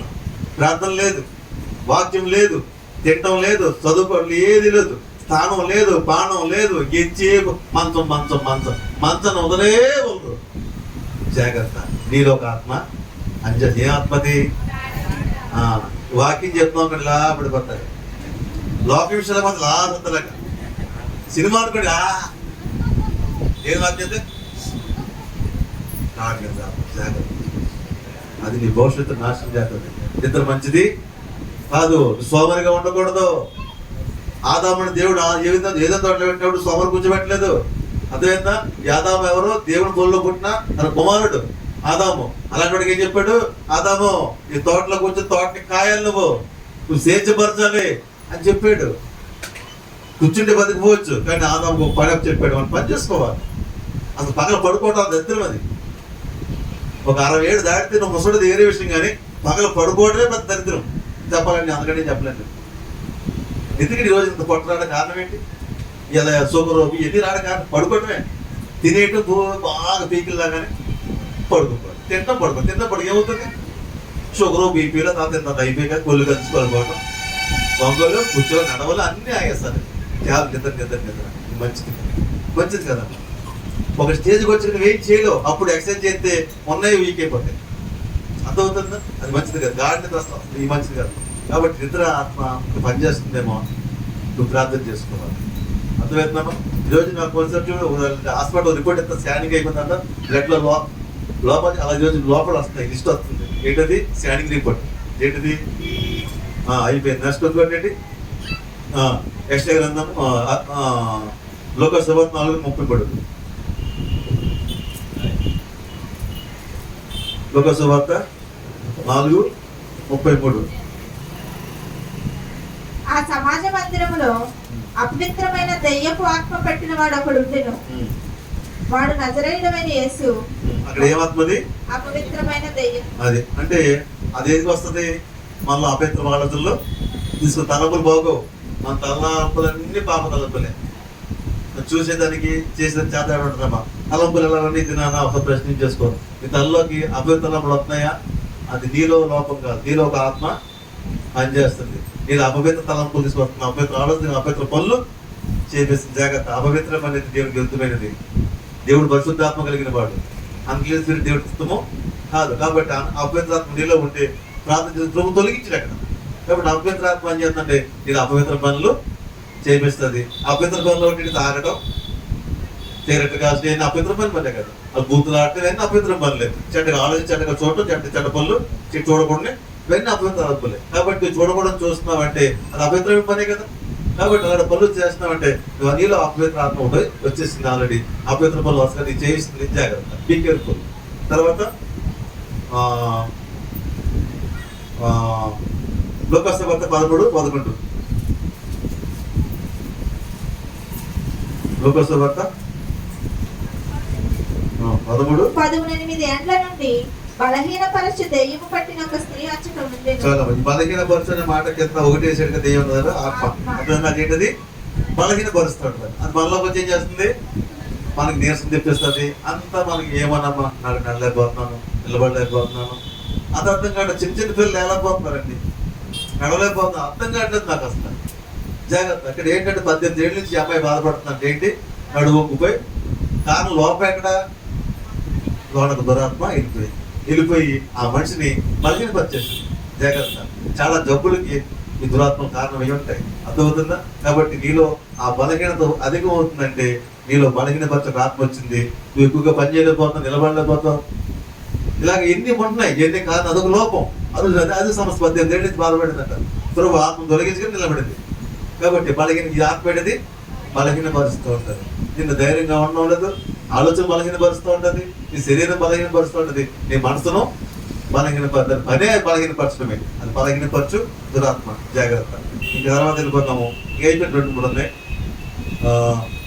రామపత్రిక 8:15. రామపత్రిక 8:15. ఎలయనగా మనలా భయపడుటకు నేను దాస్యపు ఆత్మను పొందలేదు కానీ ఇదేమాత్మ? దాస్యపు ఆత్మ అంటే ఇచ్చేపు కూడా మనల్ని దాసుకిని చేస్తూ ఉంటుంది. ఇంకా వాడికి స్వతంత్రంగా ఉండించి దేవుడు అన్నాడు నిన్ను ఒక యజమానిగా చేస్తాడు, ఆడు కూలి కింద పోదాం అనుకుంటా. ఇచ్చి ఒకటి కింద బతకడానికి ఆడు బతుకు, నిన్ను రాజుగా చేయాలి, నేను తలగా ఉంచాలి, నేను పై ఉంచాలి. దేవుడు ఆశపడుతూ ఉంటే ఇదేం చేస్తానండి? నేను బరువులే మోస్తాను, నా పని కూలివాడు కింద ఉంటాను, నా పని కిందకే పోతాను, నేను ఇంక ఇచ్చేపు దాస్యం అన్నమాట. వాడు బతికించేపు కూడా ఒక లోబడి బతకడం తప్పితే వాడు తలగా ఉండే ఆలోచన వాడికి ఎప్పుడు రాదు. ఇచ్చేపు కూడా వచ్చి దాస్యం పని వాడు బతకంతో వెనక్కిపోవటమే. ఒకప్పుడు నిన్ను సాతాని కింద దాసి కింద ఉన్నావు, దీన్ని విడిపించాడు, మళ్ళీ అక్కడికి వెనక్కిపోతాను అంటాడు. అక్కడికే పోతాను, మళ్ళీ ఆడదర కురుడు కింద ఉంటాను. నీకు ఆ పని నాకు అరుమెందుకు? నాకు విడిపించాడు దేవుడు, నేను తలగా ఉంచాడు దేవుడు. నేను తోకగా చేయాలనుకోండి, పైకి తీసుకోవాలనుకోండి, ఇడే ఉంటాడు. ఇస్రాయేల్లో దగ్గర ఇచ్చి చెప్పింది మాట్లాడి వెనక్కి పోతా ఉండేవారు. ఎక్కడ పోతాను? ఆ పొద చేతికి ఏం చేశారు? దాస్యం పని చేస్తారు. అలా చాలా ఇప్పుడు కూడా వాళ్ళ ఆలోచనలో వెనక్కి పోదాము, మన పాత భక్తులకి పాత చేతితో పోదాము. దాస్యం దాస్యం దాసం అది బలగిన పరిచయం ఆత్మ. జాగ్రత్త. మనం ఎక్కడ తీసుకెళ్తున్నది? దాస్యం తీసుకెళ్తుంది. జాగ్రత్త. అలాంటి వెనక్కిపోయే ఆలోచన నీకు ఉన్నాయంటే అది బలగిన, అది ఏంటిది? దాస్యపు ఆత్మ. ముందుకు వెళ్ళిపోదాం. లాస్ట్ 2 ఉన్నాయి ఇంకా. తిమోతి మొదటి పత్రిక 4:8. మొదటి పత్రిక 4:1.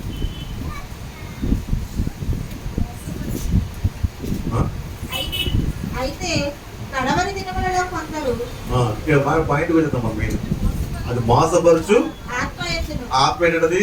దయ్యముల బోధ యందును మోసపరుస్తుంది అంట. అన్ని మోసం నడిపిస్తారు దెయ్యం బోధకి. అక్కడ సందర్భం చెప్పాడంటే ఇంక వాళ్ళు లేని చెప్తా ఉంటారు, ఏదో అన్ని మోసం చేయటం. అర్థమవుతుందా? అది మనం మోసపరుస్తూ ఉంటది, మోసపరిచేలాగా చేస్తుంది. మనం మోసం నేర్పిస్తూ ఉంటది, మనం మోసంలో పడేస్తుంది, తిరిగి మనం మోసపోతూ ఉంటుంటాం. అది ఏం చేస్తుంది? అది మనట ఒకటితో మోసం చేయిస్తుంది, లేదా నేను మోసపోయే చేస్తుంది, నేను మోసంలో పడేస్తుంది. ఈ ఆత్మ ఏంటది? మోసపరచు. ఈ ఆత్మ ఎవరు కలగాలంటే, ఇది వాస్తవం చెప్పాలంటే దేవుని సేవకులు కలుగుతారు ఇక్కడ. లేని చెప్తున్నారంట అక్కడ. ఈరోజు మనకు కూడా ఉంది. ఇప్పుడు లిట్ డేస్ అది బైబిల్లో ఉంది. అది ఇది తినకూడదు, అది తాకూడదు, అది చేయకూడదు, ఇవన్నీ కూడా బైబిల్ లేని అన్ని కూడా పెట్టి తిరిగాడు. ఇవన్నీ కూడా మోసపరచు ఆత్మ. నాకు కింద అధ్యాయం అదే 4వ అధ్యాయం చెప్పి పౌరుపోతున్నది. ఈరోజు గోల్డ్ ఎన్ని పెట్టేశారు, ఇది చేయకూడదు, ఇది ఉండకూడదు, ఇవన్నీ కూడా లేని దేవుడి ఏ దేవుడు పుట్టేశాడో అవి తీసుకొస్తారట. ఇవన్నీ మోసపరచు ఆత్మ. చివరికి వెళ్ళిపోదాం. లాస్ట్ 1 తిమోతి రాసిన 2వ పత్రిక 1:7. దేవుడు మనకు శక్తియు ప్రేమయు ఇంద్రియ నిగ్రహములు గల ఆత్మనే ఇచ్చెను గాని పిరికితనము గల ఆత్మని ఇయ్యలేదు. ఇది మరీ భయంకరం. ఇదేంటిది? పిరికితనం ఆత్మ. ఏం చేద్దామన్నా నేను ఇక్కడికి అనకూడదు మాట సందర్భం చేస్తున్నాను. నాకు తెలిసిన ఉన్నాడు, ఏదన్నా ఒక సలహా ఇచ్చి చేద్దామంటే అది ఇరిగిపోద్దేమండి, ఆ ట్రైన్ కూలిపోద్దేమండి. ఏం చేద్దాం? ముందే పెరుగుతాను, ముందే అప్పచేయమాట, ముందే అప్పసెక్కన మాట అనకూడదు. లోకల్లో మాట ఉంటుంది, పని ముందా శని ముందని శని ముందు ఉంటారు వాళ్ళు. ఎందుకు ప్రయత్నించారు? అన్నింటికి ఎదురు మాటలే. ఇలా చేయరా బాబు అంటే అలా చేస్తే వస్తండి, నష్టపోతానేమో, అన్ని తిరుగుతాను. ఇది మంచిది కదా, ధైర్యం కూడా ఇప్పుడు కూడా ఏం భయపడకూడదు, ధైర్యంగా ఉండు. ప్రతిదీ నీకు తిరుగుదనం వచ్చిందంటే నీలో తిరుగుదనం చాలా ఆత్మ పనిచేస్తుంది. అంత ఆ తిరుగుదనం మంచిది కాదు. ధైర్యంగా ఉండి ఏమవుతుంది? నువ్వు దేవుని పక్షంగా ఉన్నావు, ప్రార్థన చేసుకో, దేవుడు ఆజ్ఞం నడుచుకో, ముందుకెళ్ళు. 10 దాంట్లో తిరుగుదనం మంచిది కాదు. నువ్వు ధైర్యంగా ఉండాలి, దేవుడికి తోడుగా ఉన్నాడు. కాబట్టి ఈ తిరుగుదనం ఒక ఆత్మ ఉంది. ఎల్లప్పుడూ వెనక్కి తిరుగుదనం చేస్తాను, ముందుకు వెళ్ళదు. అది వెనక్కి నాకు నక్కపోతూ ఉంటాను, నిన్ను నీలాకి దొక్కేస్తాను. కాబట్టి ఈ తిరుగుదనం మంచిది. దేవుని స్తోత్రం. చివరి ఆత్మ యోహాను రాసిన మొదటి పత్రిక 4:6 చివరి అయితే.